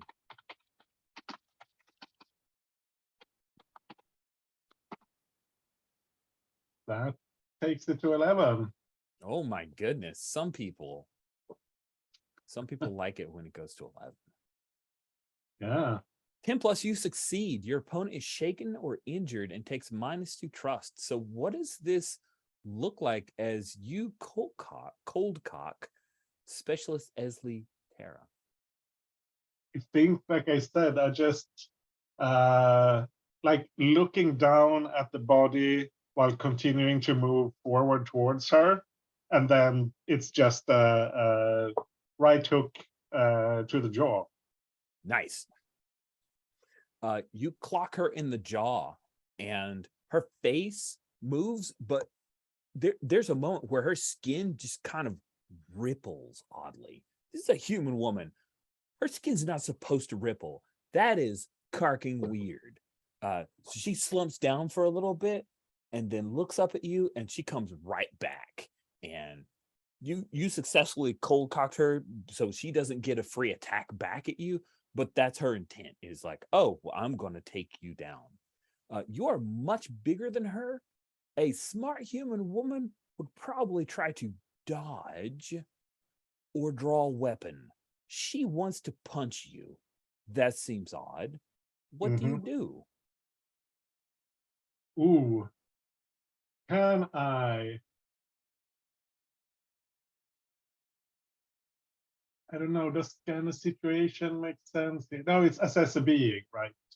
Yeah, sure. You could very quickly assess a being, and on a fail, I'm gonna like some trust damage on you. Yeah, that seems fair. I think Crash is, or actually, No, I think he doesn't care. I mean, skin is weird. Anyway, that soft, She must be molten, stretchy right? Who stuff. knows? Humans, Yeah. whatever. All right, rock on. Yeah. So I think, is she like down on the floor, or she's like on Yeah, her way she up? dropped to or... a knee. She dropped to a Yeah, knee, yeah, so yeah. she's kind of coming with an uppercut right for the breadbasket, like trying to get you right in the gut. She knows. Yeah, yeah. I don't know. A week's time. So I think he like tries to parry with one parry or block with one leg, and then knee her in the face, and just Oh, then sounds- fall down on her.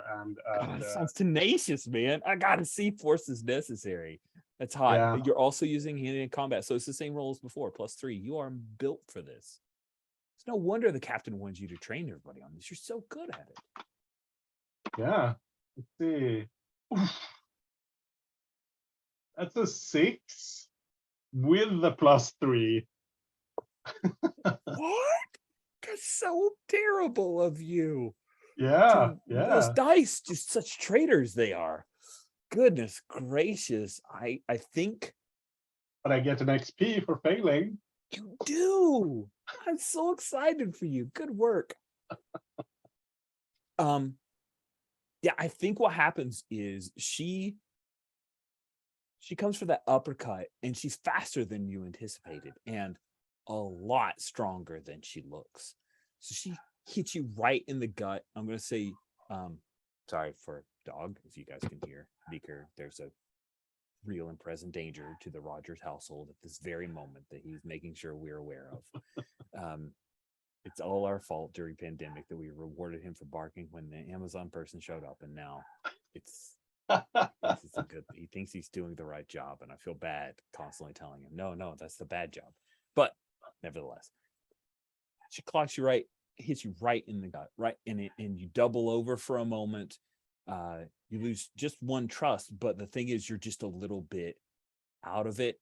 She goes over and picks up that sniper rifle, and she points it at you, and she says, "You must be working the saboteurs, obviously." And then she flicks a couple of buttons on the concussion and starts shooting concussion missiles out, because they're like loaded but not primed, and she's just firing them so they're not able to be fired anymore, which maybe not the best choice, might leave you a little defenseless. Let's go to Maka Jin and Fusion. So you sent Crash to do the thing, but you're headed to the engines to deal with that, right? Alarms are going off, klaxons. At one point, the ship reverberates from an explosion.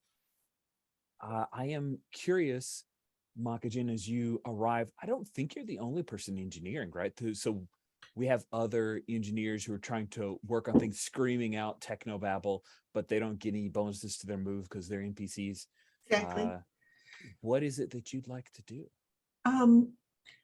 I think she does that thing where she tries to speak to the chief engineer and he ignores her. Of course. And so Ensign, I need you to get us some coolant, and just like it has nothing to do with and she goes, and like they're in like sort of, yeah, and she's like, "I'll be right back." And I think she'll turn to Fusion and she goes, "I think we're gonna have to just go and take care of this ourselves." And she's usually not a sneaky person, but she actually will sort of hustle in behind some equipment and go, "Okay, let's put on the suits." And if that makes any sense, she goes, "And I suppose, well, I've got advantage going into this next move, right?" Yes, you do. Okay, so I will save my techno babble for any other later moves that I Good call. So let's see here. So I think that yep. Let's this is a prove my worth, I guess. So Oh, sweet. If you don't mind, you talked about going to the EVA. I kind of love the idea that you, Makajin, have realized if you're going to fix this, you got to get on the outside of the ship. Are we cool with that? And Fusion, you don't have to worry about this. You're a droid, so you've thrown on a quick vac suit and you're out with some kind of tether. Who knows? Maybe fusion's your tether. That's the worst Yeah, I think idea. that's it. Is fusion is, but we don't even think about it. It's like we're just like, okay, yeah, this, yes, and then we're out there. So Amazing. yeah, Now, because when you pull the tether, it sets off an alarm. So Oh, exactly. Yeah. You don't want to set off any alarms. You're doing Exactly. something you're not supposed to do. Now, exactly. let me just also, before we go prove your worth, just as a reminder to you, Sherry, there is a cost to it, but there is a thing called a stellar move. You have one. You step in focus. It's kind of the moment of truth from Masks. It's on row 52. So I just want to make sure you're aware that that exists. You could totally prove your worth though, and still be the anonymous, awesome, anonymous but awesome normal. No. I actually love the idea of doing this. Yeah, that's great. Cool. Yeah, so I step into the focus right in the middle of the scene. Awesome. So you step into focus at the middle of the scene. You and Fusion step out into the inky void of space. There are some double takes, I think, as maybe one of the engineers on the inside says, that's the ensign. What's she doing out there? And you take charge for one perfect moment and become the hero that this crew needs. They'll have to give you a name in the credits now, right? So tell us, how is it that I mean, this is a stellar move. So I think you are able to bring the engines back online, removing the inoperable tag. And you tell me if it's so good that they're not even damaged anymore.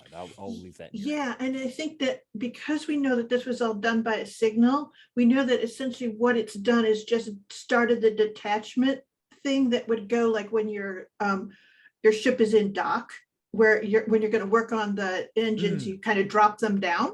And so essentially all it's done is detach that, but that stops the engines. So essentially we know we just have to kind of, click it back into space or Shove it back into the housing. Yeah, exactly. Oh, yeah. And they wouldn't have seen that from the other No. side. And maybe no No. one thought of it, but you did. Because why would that have happened? That doesn't make any sense.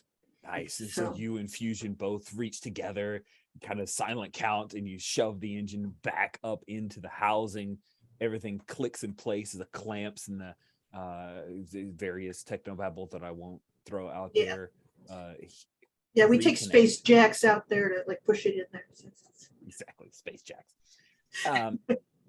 And you see it, that the engines start to, and you're attached to Fusion as the engine's propulsion start to kick in. You also see several concussion missiles fire out of the starboard side, out towards nothing, just nothingness, just. Yeah, I think she goes, ugh. And if she has some comms, she goes, Captain, I think our saboteur is in with the gunnery. I just saw concussion shells go off. I noticed that as well. And I think we got to pause here because there's a piece of the stellar move that we all need to resolve. At the end of the scene, and we're actually still in the scene, but I still want to ask this question for the captain. Each crewmate must share if they knew who you were before this incident. And you'll gain +1 trust for each PC that knew your name and lose -1 trust for those who didn't. So the captain will say, Ensign Jin, I noticed that as well. I've sent a security team over there. It looks like Crush might be taking care of it, though. We'll be fine. Cool. So you see one last thing, Fusion and Maka Jin, before you guys, I assume, head to get inside the ship because she's moving. And I'm going to show a picture. So I'm about to take over your screens. But a Gozanti class Imperial cruiser comes out of hyperspace right on top of you. It looks like this.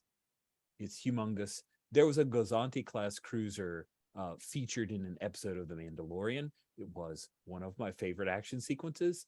They are TIE fighter carriers. and this thing pops out of hyperspace right on your position, and immediately those TIE fighters are launching.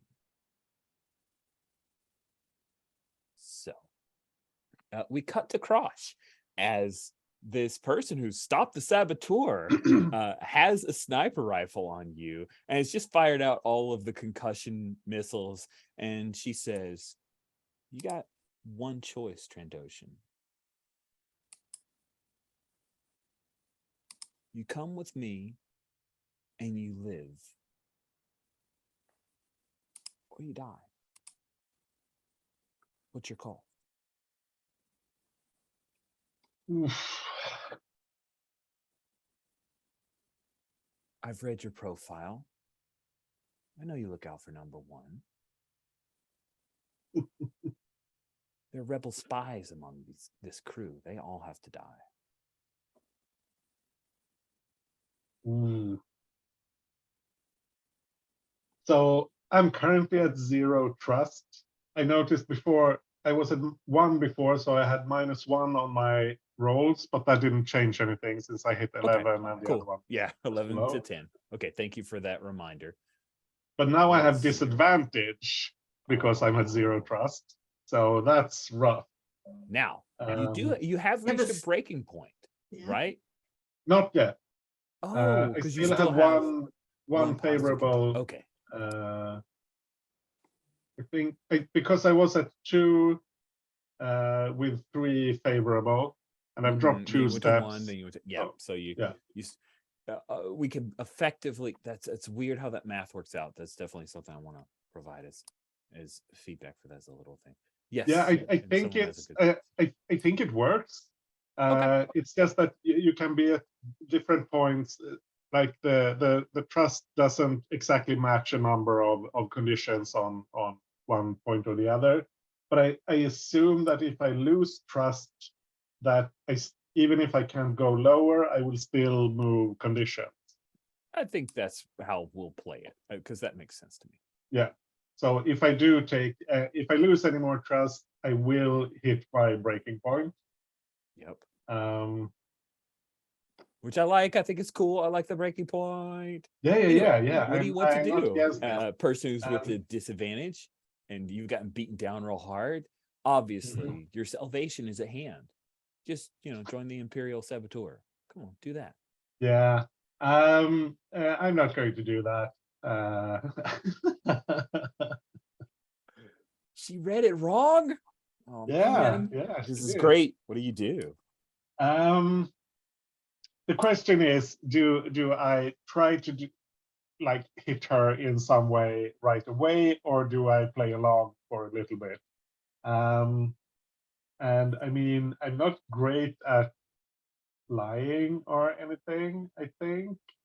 I would agree. So yeah, intimidate maybe, but I'm not really in a position to intimidate, I think. But that's good point. Trying to get an NPC to do something. No, I think yeah. So Crash, I'm down on the floor. She has the sniper rifle pointed at me, and yeah, you're right. There is only one choice. And then he just leaps at her. So You're crazy. I love it. That's fantastic. Force is necessary. yeah. I think is where we're going. So roll plus body. Your body is 2, and this is hand to hand. It's definitely worked out for you every other time you've done this. So yeah. It's 50-50, See, the numbers seem like it should be better than 50-50, but for some reason you're right. So yeah, +3, but with disadvantage. Yeah. And that's 5, 8. Yeah, it is. So it's That not is a complete miss. delicious. 7 to 9, you succeed, but with a complication. Your opponent takes -1 trust. select a cost off the list. This will, I mean, she was hurt by your initial, Yeah. because you took 2 trusts from her originally. So this is going to knock her out. But what is the cost from the list? Yeah, I'm not going to take -1 trust. Give your opponent an advantage doesn't seem meaningful when if she's going to be knocked out, then that's not a valid choice, I think. Yeah, I agree. Thank you. Ooh. Oh, I don't know. I think a new danger or foe is revealed. It's super dangerous, but I think that's what I'm going to pick. Awesome. How is it that you knock out Specialist as Litera and defeat her final? What does that look like? I think when I say there's only one choice, she takes that as me surrendering. So maybe she relaxes for just like half a second, and that's when I leap at her. She doesn't have time to readjust the sniper rifle, so I knock that out of the way, leap at her, and I assume now she's some kind of cyborg or something. So I'm like, I punch her in the face, but not just the face, because who knows? So I think I don't want to go into detail, but he's pretty brutal in taking her down. Ooh, I mean, is this a thing where we cut away and you've eviscerated this being? I'm not going to try to kill her, but like break an arm and a leg, like that sort of thing. Okay, cool. You beat her down severely. As like, you know, there's a little bit of CGI budget that we have. So you like one hit, it looks like as Litera, and then her features on her face shift and warp a little bit, and you see some other we'll say it's like a Nautilin's face. Bam, you hit her again, and it shifts again, and you see like a Moncall, looks not unlike your counselor. Hit her one more time and break an arm in the doing as she feebly reaches up, tries to block, but you smash her down. And then finally, you know, she lets out a breath and is knocked out, and her whole body shifts one last time, and you see before you a reptilian looking creature with an odd, like, wide nostrils. She looks like this. She is I'm going to say Trandoshans, you know what a Claudite is. She is a changeling, as they are known. And she's done. She's out at this point. And a new foe is revealed as TIE fighters are attacking you guys. Yay! Now, I want to pause for a moment to check in with everybody. We've got a half hour and we only have poll for the one session. So on one hand, there's a part of me that wants to say, oh, this is a dramatically appropriate moment to jump straight into a firefight at the beginning of next session with our pilot, our hotshot pilot. That said, I also like playing with Paul. So I'm willing to forego that and us just have an action sequence here for the remaining, like, we'll probably go 15 minutes because I do want to do some post-game feedback and stars and wishes and stuff. So I just mentioned those two options. What are people thinking, feeling here? Maybe Definitely think we should have the pilot do his stuff, because I don't think that's going to come up very often. So I think it's important for the pilot to get a good piloting scene. What do you think, Maka and Kras? I think that we should finish out this session with you doing your stellar move. And essentially, like, I don't know, launching yourself at this other ship or something. That's crazy. My suggestion would be that's great. I like that. I don't do that. Cool. So we pick up with the Gazanti as you guys are just getting inside. Maybe Makajin's just gotten inside, but Fusion, you haven't quite yet. The Gazanti cruiser itself has some seriously forward batteries, and it is unloading on the dancing Sarlacc. The TIE fighters are now sweeping around. They're moving in two pairs. There are four of them, and they're swooping around, firing. Rich pauses so that he can do some sound effects. I'm sorry, but you're just going to have to live with it. I have the ability to do TIE fighters noises, and I'm going to do it, friends.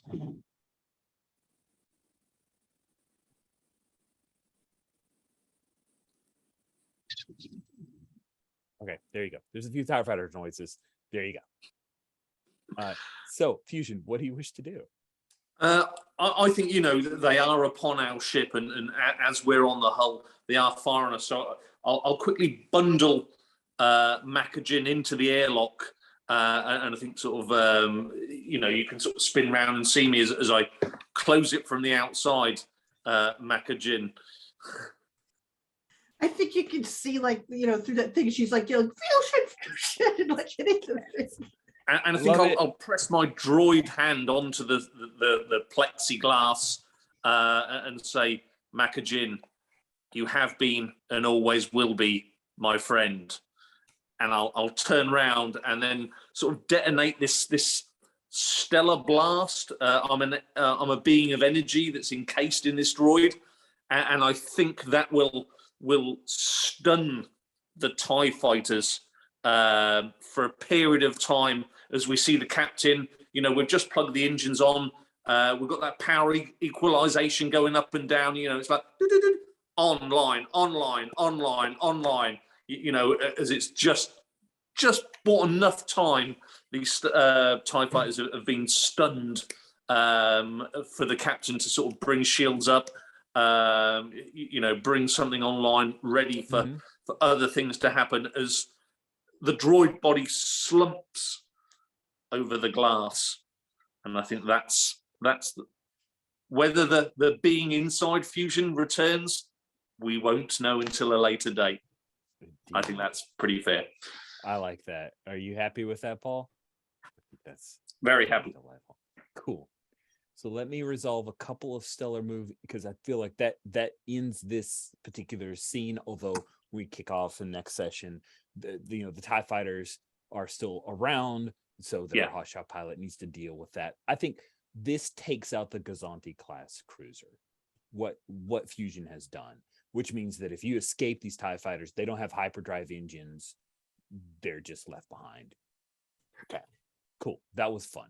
Thank you very much. But let's do our stellar move. I am here because I have to ask some questions. At the end of the scene, each crewmate must share if they knew who Makajin was before the incident. Crash? Yeah, since we had that scene in the first session where I was helping out, I knew who she was. Nice. So that'll be +1 trust. And then Fusion, I think we've already established you were our only friend. I was the only one that knew her name, so yeah, that would be silly for me to say otherwise. I definitely do know Makajin. So you stay at 5 trust. Fantastic. And then with Drop the Act, which is Fusion, the unfamiliar stellar move. At the end of the scene, each crewmate must share if they trust you more or less than they did before. So, Makajin, do you trust Fusion more than you did before?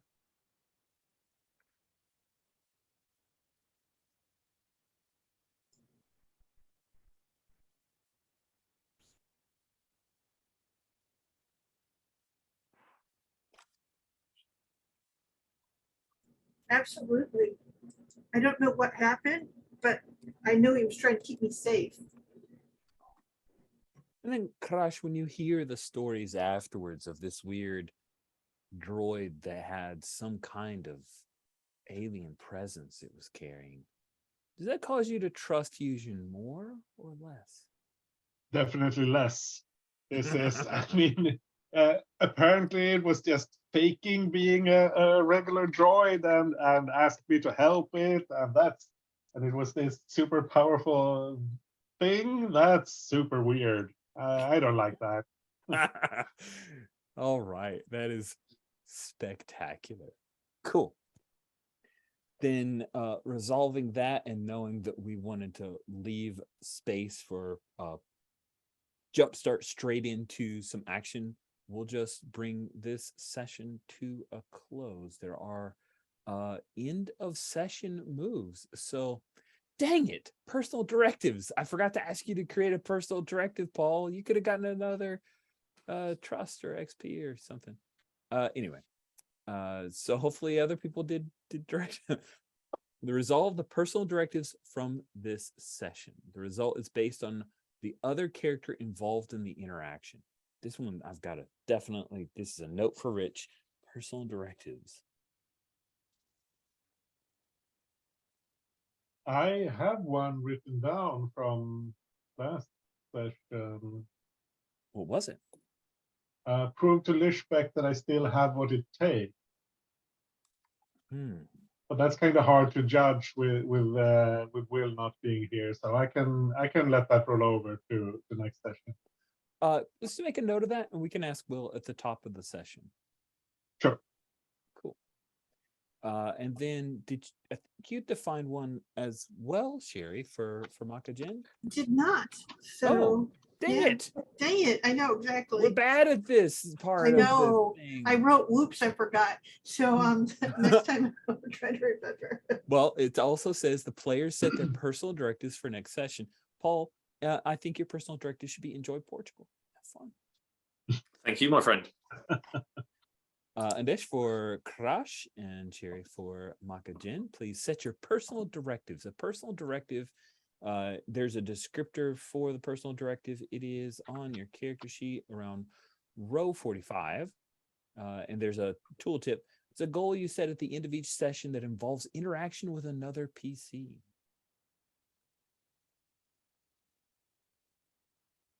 I feel like that Lishbeck Finn kind of sort of fulfilled that personal directive. So we'll have to remember that.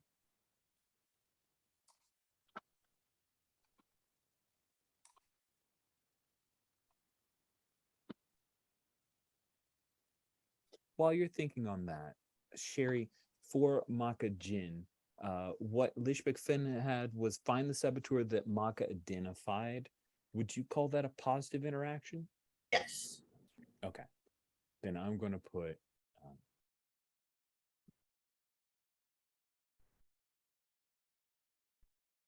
a thing there for Will to increase trust by 1, which means also moving the detrimental to favorable. So cool. Any other? No, we'll just give you guys a moment or two more for personal directives, and then we'll Okay, and so for next session, I'm going to go with back cross up and getting these saboteurs out of our midst. So not much of a fighter, but I can help other ways. Yeah, and I picked make sure that Maka is okay, because I know you were with Fusion there on the other side of the ship. Strange, weird explosion. And I enjoyed hanging out with you in the engine room. That was better than working. So better than working. Awesome. We have good coffee there. So. Hashtag best coffee. Fantastic. So we've done our end of session moves. Let's move to stars and wishes. We start with wishes so we can end with stars. Remember that this is in beta playtest, so any wishes can also be expressed as feedback on the system. Things stars can also be feedback on the system. So if you've got aspects of the system that you either felt were missing or unclear, feel free to stick that in your wishes. If there are particular aspects of the system that you felt were a highlight for today's session, then you can offer that up in stars. Who'd like to go first with wishes? I don't mind.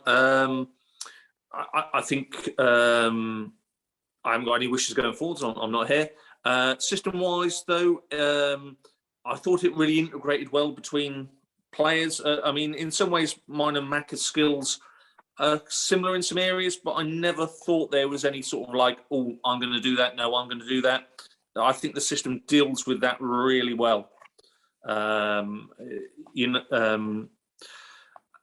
the flick side, the trust up and down and adjusting detrimentals and favourables,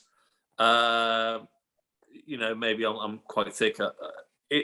I think during the pace of play, it's easy to sort of forget, and that then becomes quite hard to sort of remember. Then I don't think you can retrospectively adjust it because you've sort of forgotten by the time it moves on.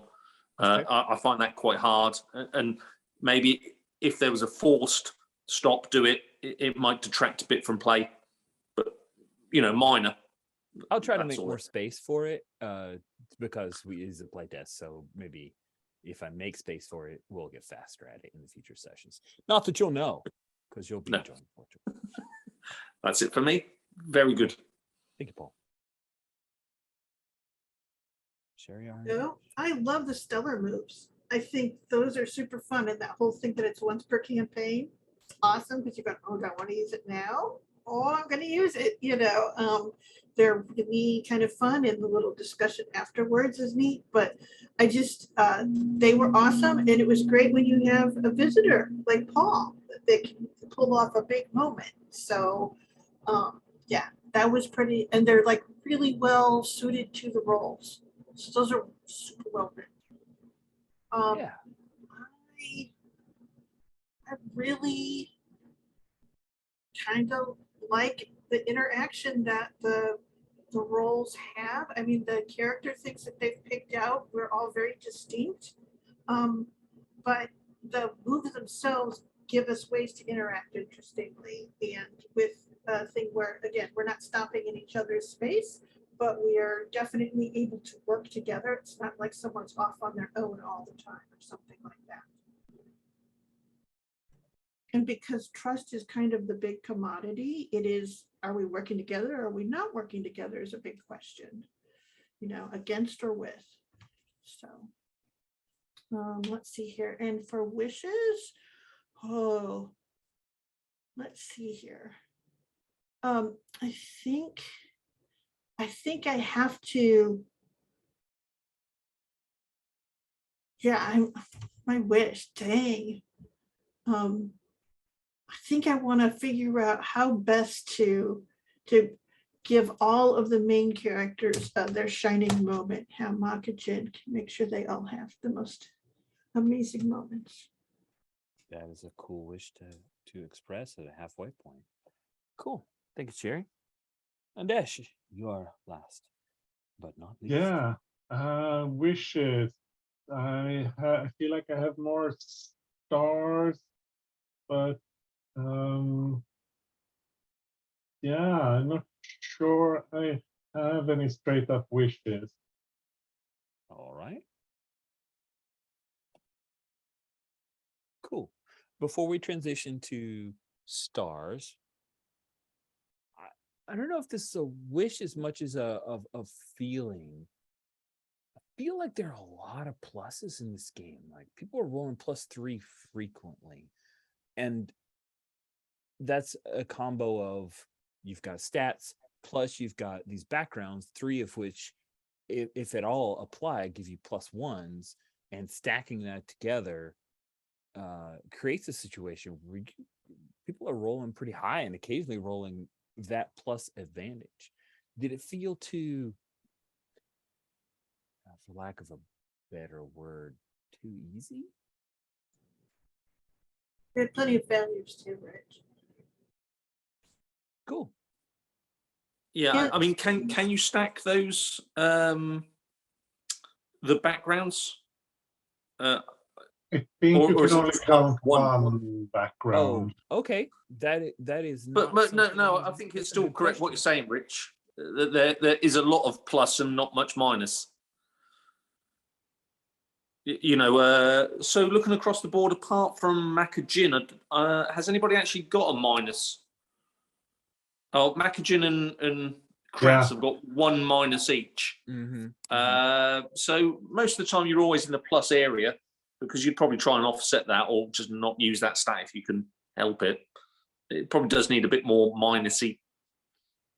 Just Yeah. a thought, because I'm used to the as you guys know, I love it right in the 7 to 9, right? That's the painful Mhm. success, and we did have some. You're right, Sherry. Absolutely, we did. It was just one of those like another +3. Damn, that's not something I'm generally used to in early stage PBTA games. Yeah, like you've been playing this game for 10 sessions. There's a number of folks who are going to be rolling +3s, but just a thing that I thought was interesting. And thank you for letting me know.